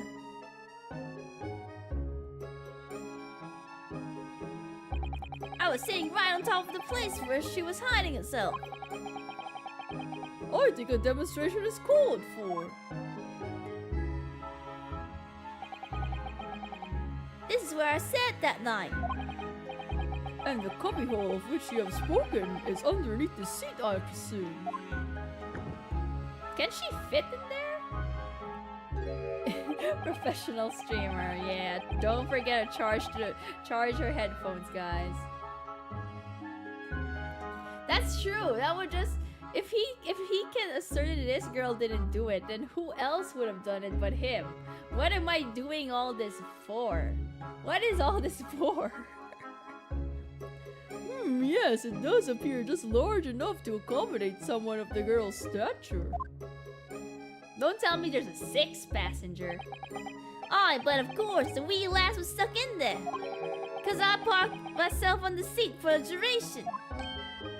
Oh, So you see, that's why I let the last bolt. I knew that if the police found her there, they'd automatically assume she'd done it. But I couldn't live with myself when her young life was ruined all the time I knew she was innocent. even though you must have realized your action would result in your own innocence being called into question? Maybe Mason stabbed himself. What if he did, actually? What if he did just to get out of, like, the debt? He's like, I'm not gonna live anymore. I'd rather die. Not at all, my lord, not at all. I knew in my own heart that I was innocent. So I thought it was worth taking a punt on my own good name for the sake of this less fortunate lass. My goodness. What a perfect gentleman. My lord, this fine example of a man cannot possibly be guilty of a heinous crime like this. I'm ashamed of myself for ever doubting you, sir. Wow, then he launches the fire. Not guilty! Half of London was inside the cabin. With calm, calculated reasoning, one arrives. Wait, what was the voice he gave you? With calm, calculated reasoning, one arrives clearly at the truth every time.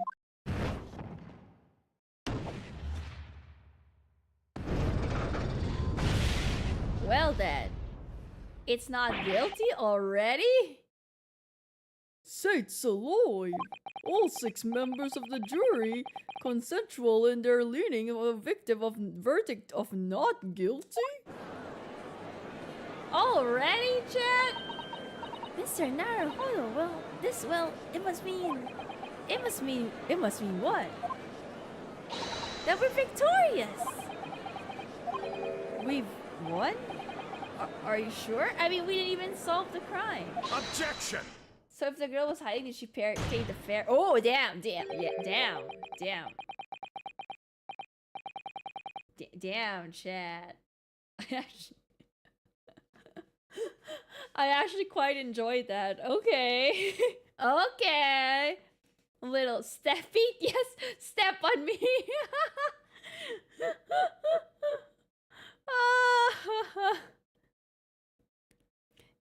If the sight of my iron-heeled Warrington offends, pray do forgive the discourtesy. Can't help it, Kiwi. It's a hot vampire man. This really is a consummate example of the one monumental flaw in the British judicial practices, where evidence and reasoning should be paramount, emotions rule the day. Emotion? The witness's latest statement gives us a clear insight into his true nature. What do you mean, his true nature? Do you really think Scotland Yard would have made such a glaring omission? After the incident, the omnibus was comprehensively searched by the officers of the office. Obviously, the interior of this cubbyhole, as the witness put it, was included in their investigation. The compartment under the posterior seat was full of coachman's belongings. It's noted in black and white here in the police report. Good lord! The evidence has been tampered with. In order to corroborate Mr. Gilded's story, someone has unlawfully removed everything from under the seat. What? He definitely pulled a muscle doing that. He's flexible, Igokun. You gotta be flexible when you're a prosecutor slash vampire man. Order! Order! How could such a devious contrivance possibly have been effective, counsel? Naturally, we must acknowledge the deficiencies of the constabulary in allowing this to have happened. However, I assure you, when the omnibus was wheeled into the courtroom this morning, the compartment under the seat was not empty. That's true. I like it when he looks angry. He looks great that way.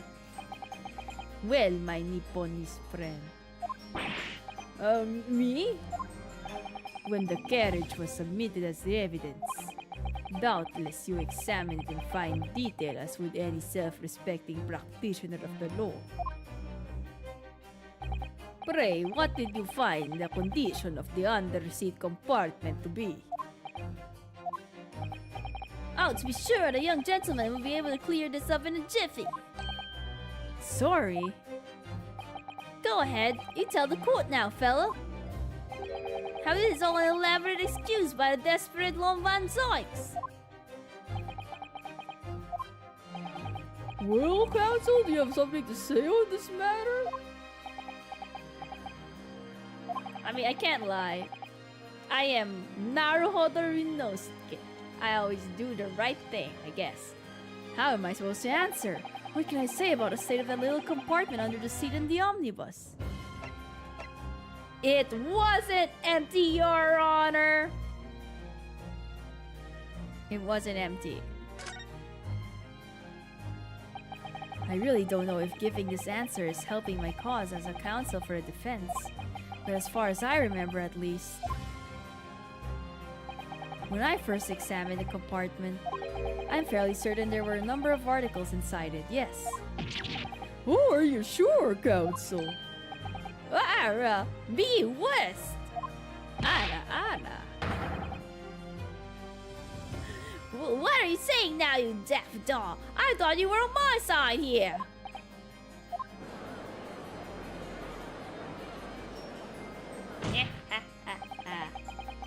The vampire is racist. He's guilty. He's tampering with evidence. What game, that game are you playing? Your task is to defend the man in the stand. Why would you say something to compromise his position?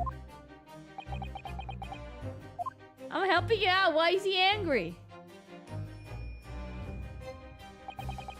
As the advocate for the defense in this trial, I confess I'm still not entirely sure where I stand. But it seems to me that I should state the facts, what facts I do know, as clearly as honestly as possible. Why didn't you lie in court? I like how Vanzak is like, why did you lie? Why didn't you lie? All lawyers have to lie. We're liars. Hello, Magiloon Kanim. Hello, welcome. I do the other hand. Hello. Interesting. He likes me now, chat. I got plus points.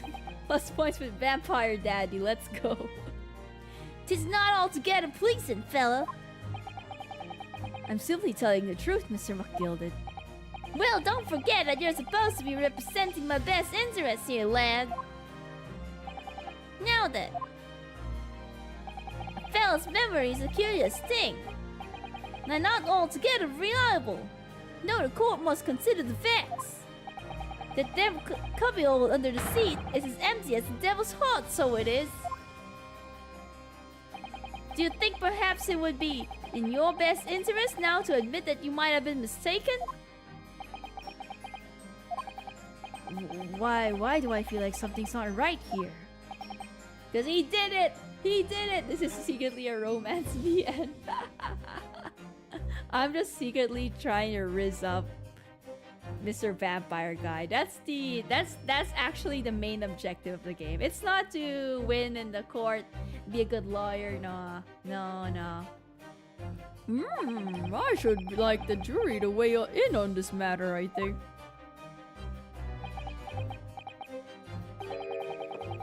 The compartment is designed to house equipment used to maintain the smooth running of the carriage. The guild's rules state that omnibuses should properly be fully equipped at all times. So it certainly wouldn't have been empty on the night in question. Beppo isn't that responsible.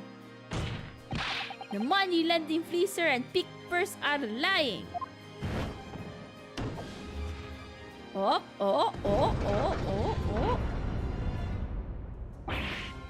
Huh. I can't believe I was nearly taken in. Stinking rich are always stinkers. Nothing but cowards, a lot of them. What? Oh no! It's a trick, of course it's a trick. Am I just gonna... I'm just let him loose. Nym, there's more people to rizz up in the second part. There's more! Quite so, I must concur here.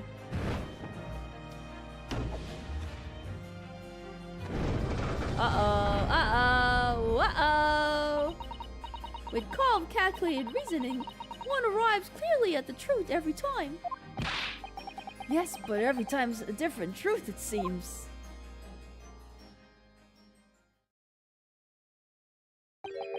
My lord, I humbly exhibit the scales of justice. Clearly, a verdict of not guilty at this time would be wholly inappropriate. Thank you, counsel, but before we proceed any further, there is a matter of the outstanding cross-examination.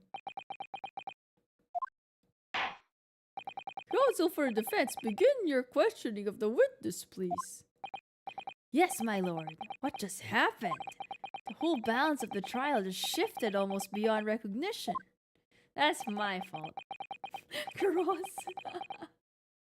The Reaper of the Bailey is at work, it would seem.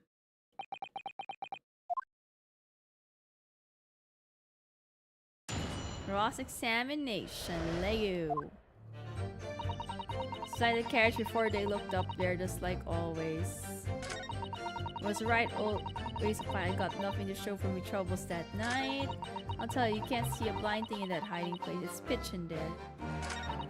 After a while, I hear this loud bang. Nearly drowned my screen. I did, and a scream just came. A scream just came. I thought she was. Oh, she screamed. When you say a loud bang, do you mean the noise of someone falling to the floor? Could have been, I suppose. I don't remember so well.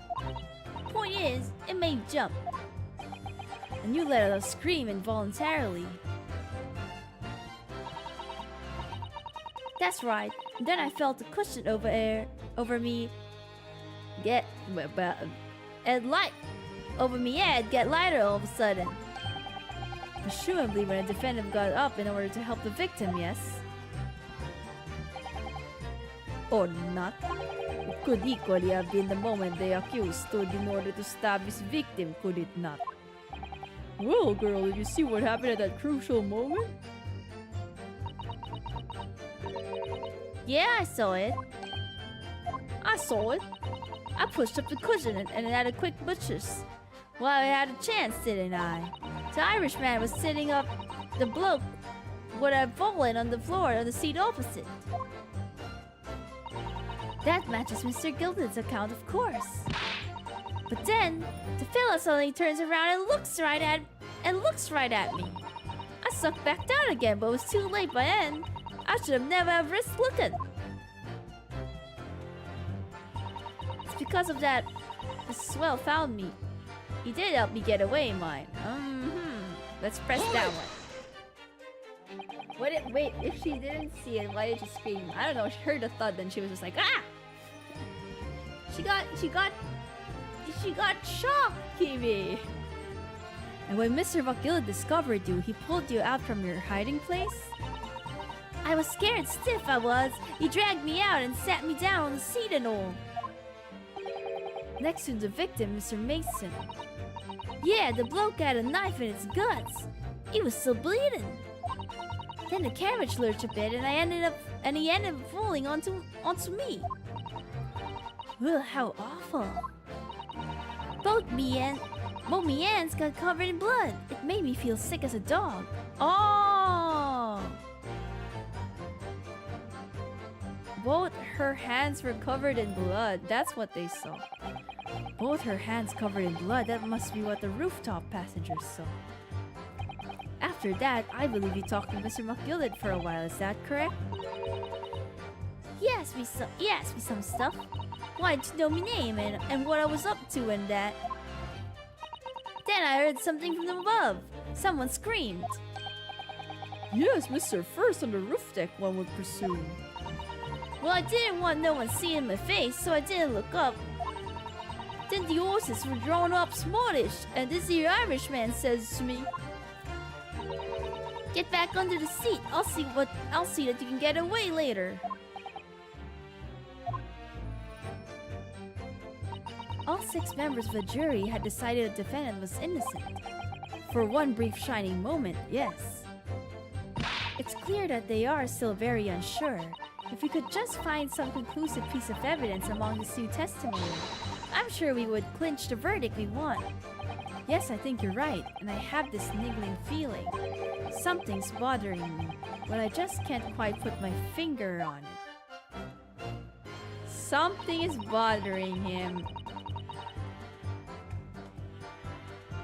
Let's look at the court record. Nothing is bothering me though. Only one glove had blood on it. Oh no, that one glove. This one glove was Mr. McGilded's. Let's look at the omnibus again.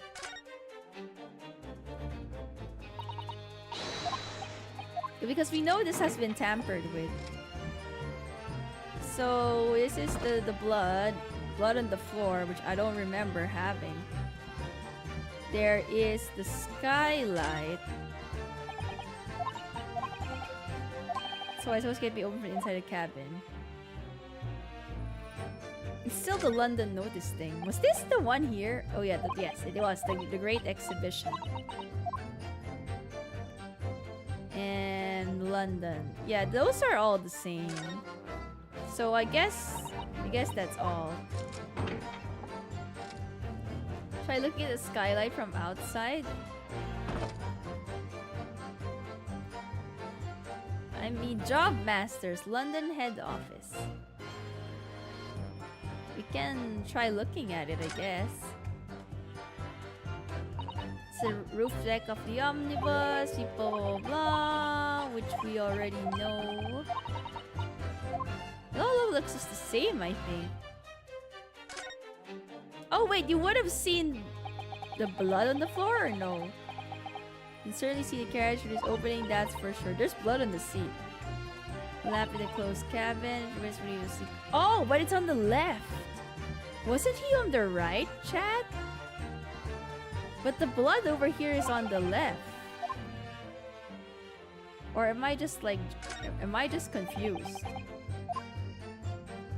Right? Am I just confused? Hold on.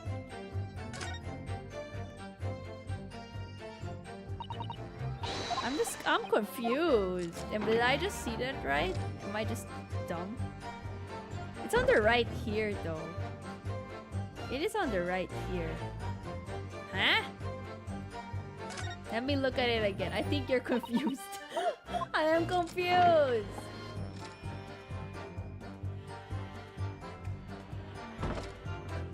He was sitting here, the witnesses, and then they saw. Oh wait, maybe I am just confused. Yeah, it was to the right. I was just confused. It was the angle. It was the angle. Well, I don't see anything else out of the ordinary. It's all the same.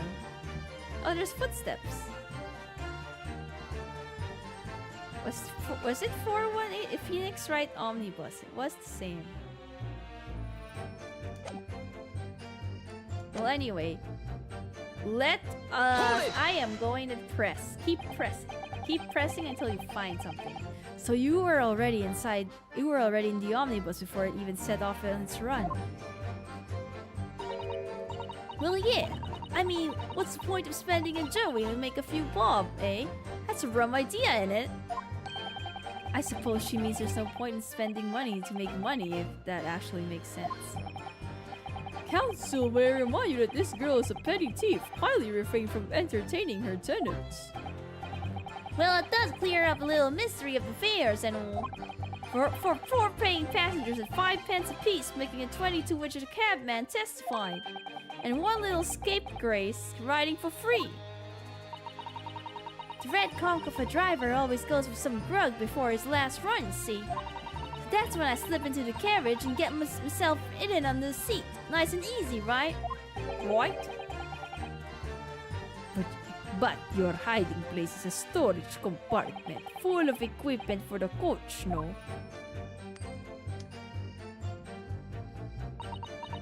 That's true. Yeah, there's brushes and buckets and whatnot in there. Sure. I always chuck all that out and cram in a corner somewhere. No one ever seems to bother much. And yet, according to the report filed by the police officer who first arrived on the scene, the compartment was full of such paraphernalia. Well, I don't know nothing about that. Like I said, I move all the stuff out so I could eye under the seat. That's all I can tell you. It seems we've reached the end of that line of inquiry. Continue. Did he say it was 4 pence? It was 4 pence because he lied. He actually overcharges and it was 5 pence. You can't see a blind thing in that high noise pitch in there. Okay, let's just press this one. Let's see. So you couldn't see out in the cabin at all. Not a jot. Most days I push the cushion up with me head and look out of the crack. Then I can have a butcher's at who I'm gonna fiddle. I thought you were a pickpocket, not a butcher. I mean, I can have a look. The seat I got under ain't as plush as the other one, see? So most of the time, the passengers plant themselves opposite. For some reason that night, this here Irishman spent the whole journey right over me head. For that reason, you weren't able to push the cushion out to peek out, I see. Truth is, I ain't too happy in small dark places. Feels too much like being thrown into the clink. Ah, Excuse me. pursue. Is something wrong, Mr. McGilded? Oh, I do apologize. Was there something the matter, Counsel? I'm just wondering if Miss Lestrade's last comment made something occur to you, perhaps. You seem to be thinking something to yourself. Oh, no, it was nothing important. I was feeling bad for the poor lasses all. I remember feeling desperate myself as a young lad. Shut up in the dark, 'twas terrifying, so it was. I see, yes, I'm sure we can all sympathize. I'm still scared of the dark now. Hi, and I don't know about yourself, but I find that darkness seems to make everything here seem that much louder as well.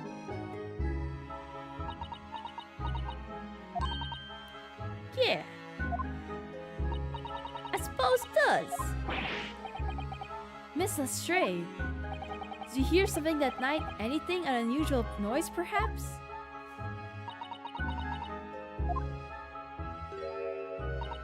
Nah, not really. All I could hear was the Irishman snoring. Be jabbers, there's no need to tell the whole world of me foibles, little scamp. What a pity. If only Miss Lestrade had heard something, it might have given us this vital clue. Yes. What should we make of that last statement of hers? What didn't she say? She heard something? How did she... What? But didn't she say she heard a thud and that's why she got screamed? My lord, I believe that statement just made by the witness is profoundly important. Profoundly important, but all she said was that she heard nothing. Yes, which is profoundly important point. Yes, exactly. I'm sure of it. I'm not sure of it. I'm just like, yes. I'm almost sure I don't understand the inner workings of your Eastern Mind Council. Nevertheless, They always keep calling me. I'm the Eastern boy, the Eastern mind. Damn, the racism here. That means she's deaf. Is she? No, we've been talking to her though, Kiwi. Miss Gina Lestrade, you will supplement your formal testimony by repeating the last statement, please. What? Supplement? What are you on about? Don't give me all your fancy talk. I know what you're trying to do. Well, it won't work on me. That's right, insult the judge, always a good move. I was straining my ears to work out what's going on, but all I could hear was snoring.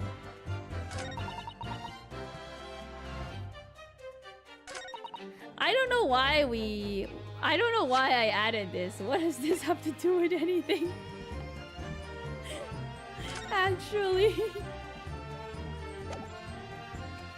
Died from trauma. 8-seater omnibus that was scene of the crime. There were passengers both inside the carriage room with leather gloves. Yeah, but you are an Eastern boy, Nym. That is true. I am an Eastern boy.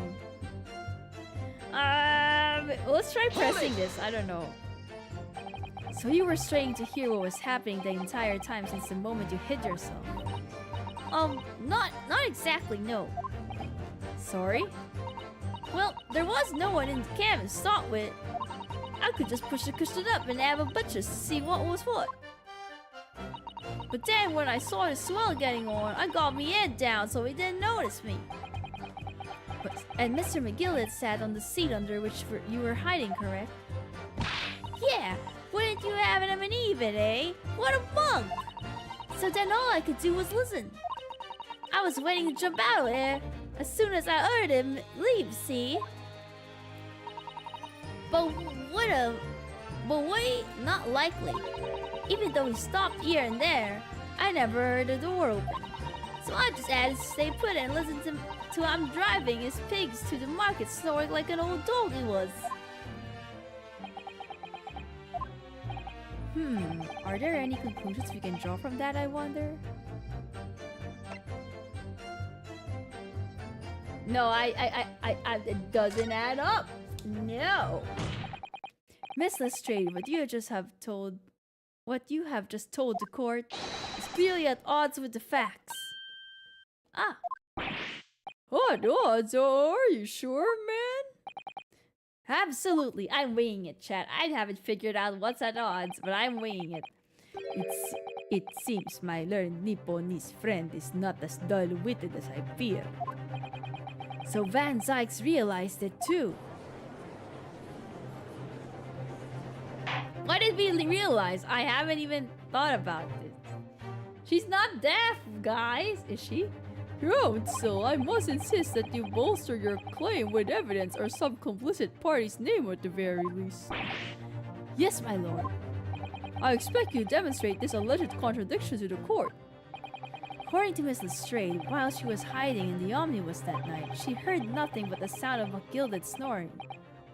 Oh, but there was. What about the guy that got stabbed? But think you knows can think. There's something else you should have heard.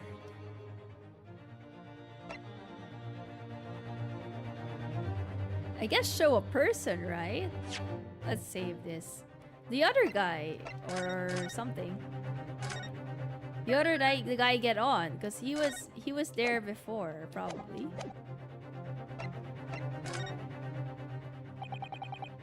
Very well, my lord. Allow me to elaborate. On a particular sound that Miss Lestrade could have not failed to hear on the night in question. The sound very clearly explained by the presence of the following person. Probably this guy, right? Take that!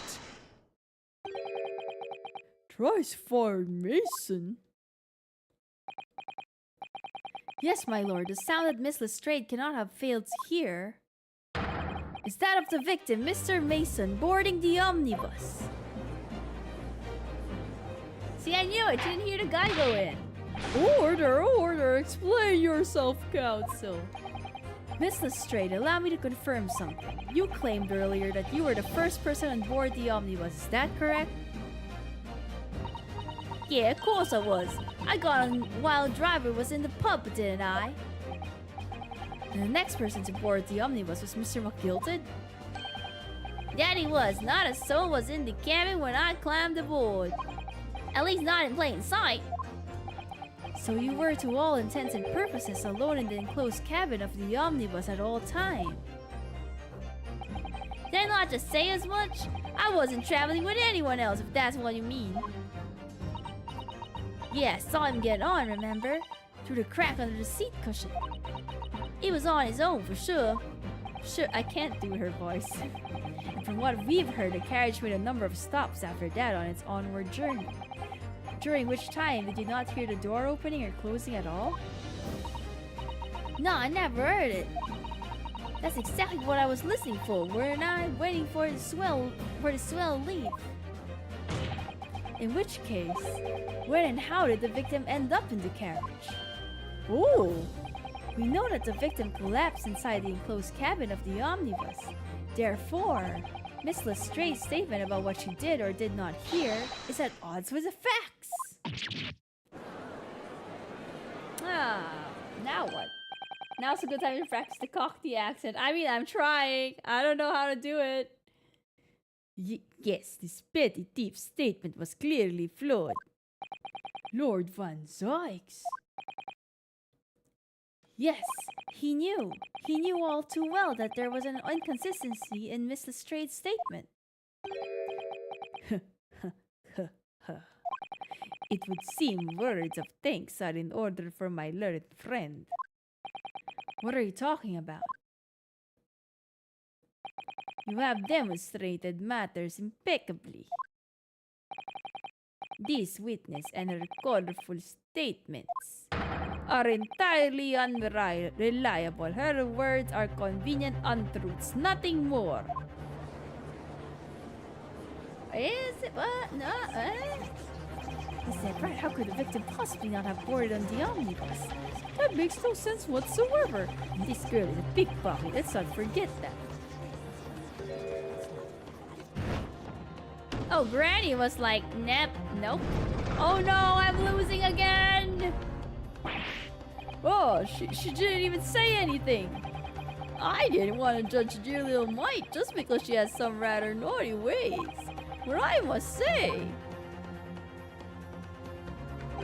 I can't abide liars. Neither can I. Mr. Foreman, I didn't want to judge the girl just because she has some less than salubrious ways. But I must say, I cannot abide liars. Really? Really? Wait, guys, it's not that much of. Come on, guys. Ah! Mr. Naruhodo, that's 5 jury members leaning towards guilty.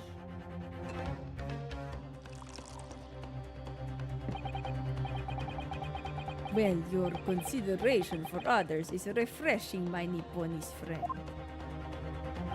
To the considerable troubles you have spared me. Taking a sip of my blood, chat. Yes, very refreshing. We rinsed them up, alright. What are you playing at? Have you forgotten who you're working for, you Lucis Eastern Amadan? It's carnage, it's perfect. Juror number 2 is the only one left. Mr. Naruhodo, the way this is going, I know if you can't find some new way to convince everyone of Mr. McGillad's innocence, the judge will rule and we'll have lost. I very much wanted to believe the words of one of London's most respected gentlemen. But those of us in service know we must accept hard truths. Hold it! Hold it!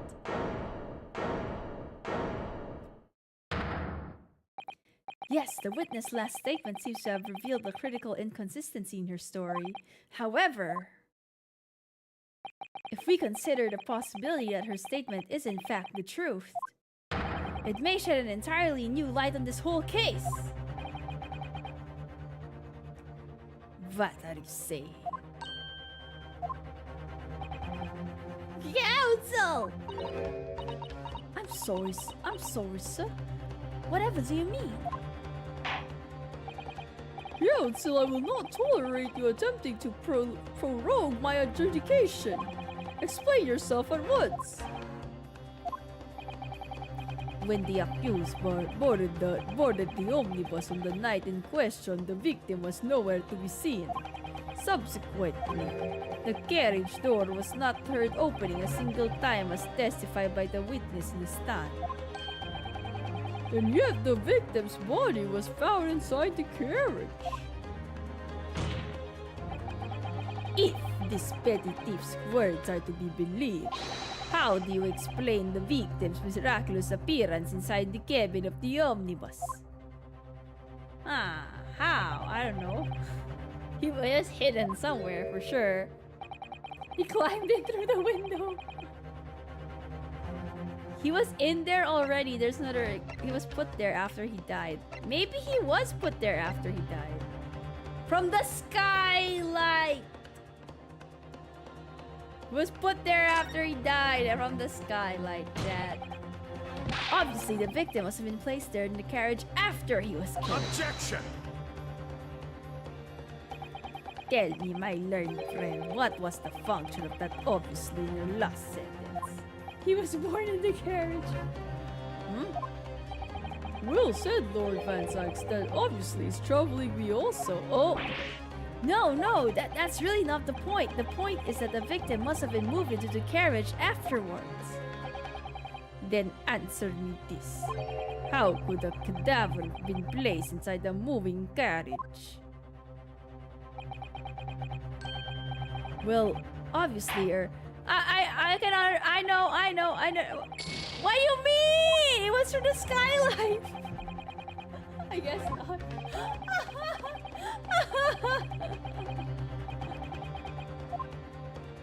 I made a mistake. He was there already, is what happened. He was there already. Or there's another entrance? There couldn't have been another entrance. I actually thought the loud thud was like him falling. Whoa, what if what if he was killed on the roof and then he fell down? I don't know. The door wasn't even open once. The only explanation is that the victim entered the enclosed cabin some other way. Objection! Right, so he was killed on the roof and then he fell down. Probably. Maybe. Or maybe not. I don't know. It seems weird that he would be there already because there's no way to hide the body. Aside from the compartment where the girl was already hiding, so he couldn't have been there. I wondered what new fantasy would come up with in your blind panic. But behold, the omnibus is here for all to see. Only one side of the enclosed cabin is furnished with a door. The other has only windows. Fixed windows which cannot possibly open. In short, there is no entrance to the cabin other than the door. Objection! But there could be. There's one possibility you haven't even considered. Oh, really? Yes, one other way inside that isn't the door. Another opening, the use of which allowed the victim to appear inside the enclosed cabin. Why is he angry? Why is my client angry? I'm putting it there. I should have chosen another entrance, but I don't understand why the body was placed there the body was placed there after he died. Would have been wrong. Technically, he was there after he died if he went through the skylight, right? I'm still correct in my reasoning. All right, counsel. Defense will identify the location for the court. Here is the omnibus in which the incident occurred. I'm pretty sure of this one. I'm pretty sure in this one that he was killed on top and was probably opened here, right? But first, let's save. Even though I'm sure sometimes I'm off. But I'm fairly sure that it's a skylight. The answer is obvious. It can only have been the skylight. Oh, I say, the skylight. Objection! Your ludicrous proposal almost has me lost for words. However, Objection! the skylight may well be large enough for someone to pass through. Objection! So you claim, but do you have a shred of evidence to support your adult brain theory? No. No, I don't.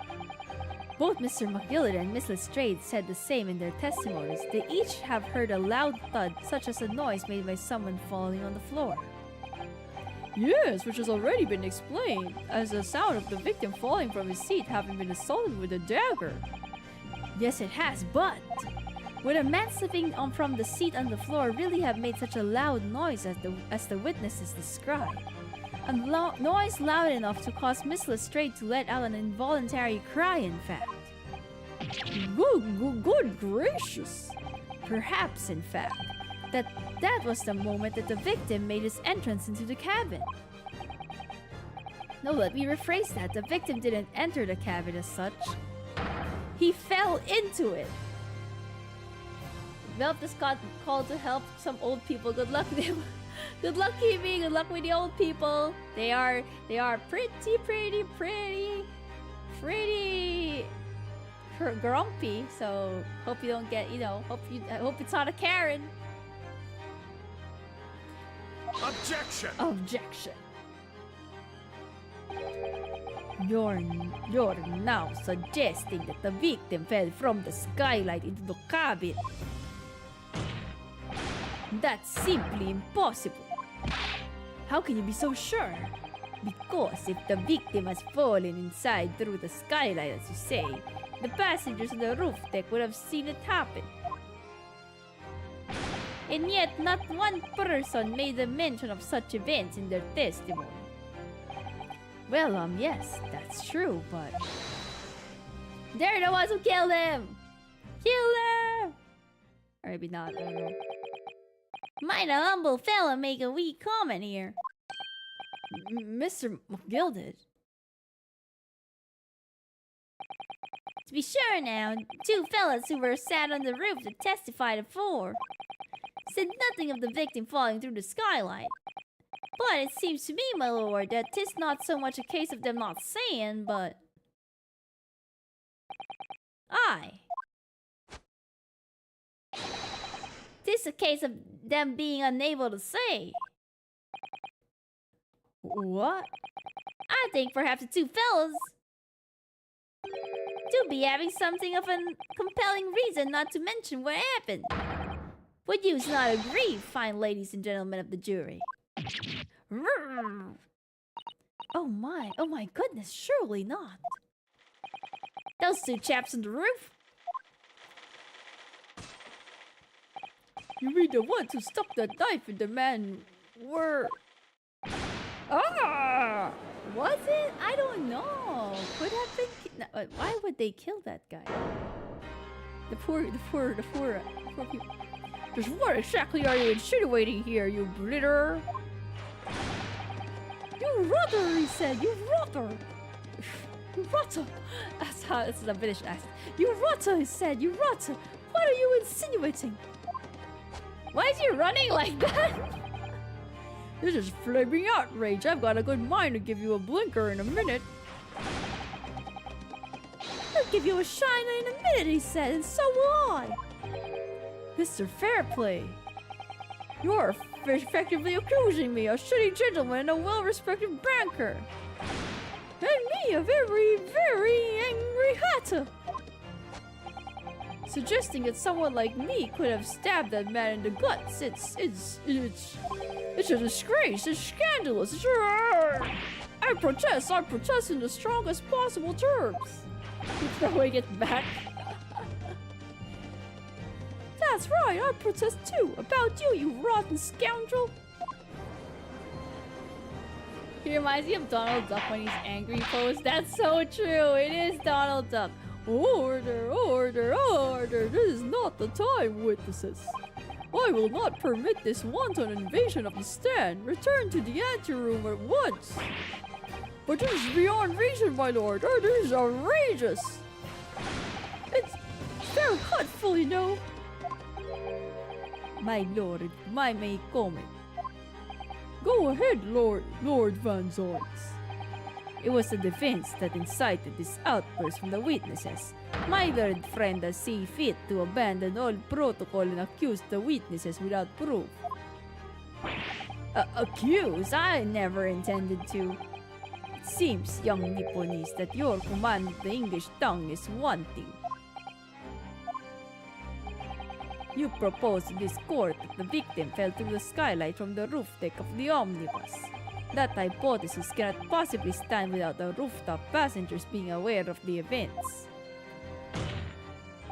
You have branded these gentlemen liars. You have intimidated their criminal guilt. In your British courts of law, this is what is termed a baseless accusation. Well, I know I was rash to put this idea forward without any actual evidence, but you can't dismiss it without a second thought. What are we wasting time for? Let's get them to testify. Oh, I thought there was something fishy about that hat from the moment I laid eyes on the fellow. We have to see this matter through now, one way or another. If there's filth and rubbish in our midst, we must dispose of it at once. Fine. Testify! Say with me, chat. Testify! Testify! What's happening, Mr. Naruhodo? The spectators in the public gallery they're in a complete frenzy.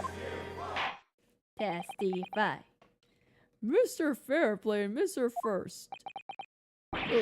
Overlord, you will take the stand again and make another formal testimony in reference to the indictment brought about by the defense. Yes, my lord. I didn't come here for this.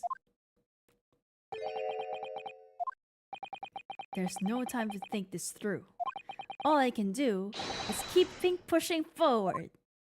Keep moving forward, yeah. Okay, chat. This is where I'm gonna end stream. Because it is late. And we are going to end it right here on the next witness. And then we'll continue on Thursday probably, which will be the next stream. Yeah. And also, I keep these streams short, especially the reading dialogue streams, because my voice is dying. I can't do a British accent no longer, chat. My British is dying. My British is dying, chat. I can't do it. Well, thanks for streaming, Nym. Thanks for watching, everyone. Bye-bye. Thank you so much. Thank you. I appreciate it. I appreciate you guys just like dropping by, saying hi to me, watching me play, and watching me read and be dumb on the internet. I'll see you guys on the next stream. Oh, you saw my secret. You saw my secret. You saw my game capture. Goodbye. Good night. It's nice to talk to you guys again, and I'll see you in the next stream. What's Nym? What's Nym, everyone? Bye bye. Good night. And I hope that you have a great day ahead, and you have a good night or day. And I'll see you on Thursday if I'm not too busy. But there won't be any streams on the weekend, so just this Thursday. And maybe on Sunday I can do a chatting stream, but we'll see. We will have to see. Bye-bye. What's Nym?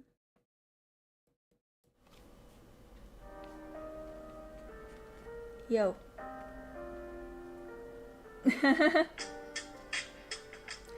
Oh no. Well, let me introduce myself. My name is Nym. I'm repping to 688. Time to begin. Stayed in the past, now the present, but I come from the future. I'm a time traveling, cyberpunk loving girl VTuber. Gotta say, I'm not talented though. Can't sing, can't dance, but hope you'll give me a chance to entertain you with my streams. Go check them out. But if you don't, that's okay. I'm not looking for clout. Hold up, wait a minute. Time to end this right away.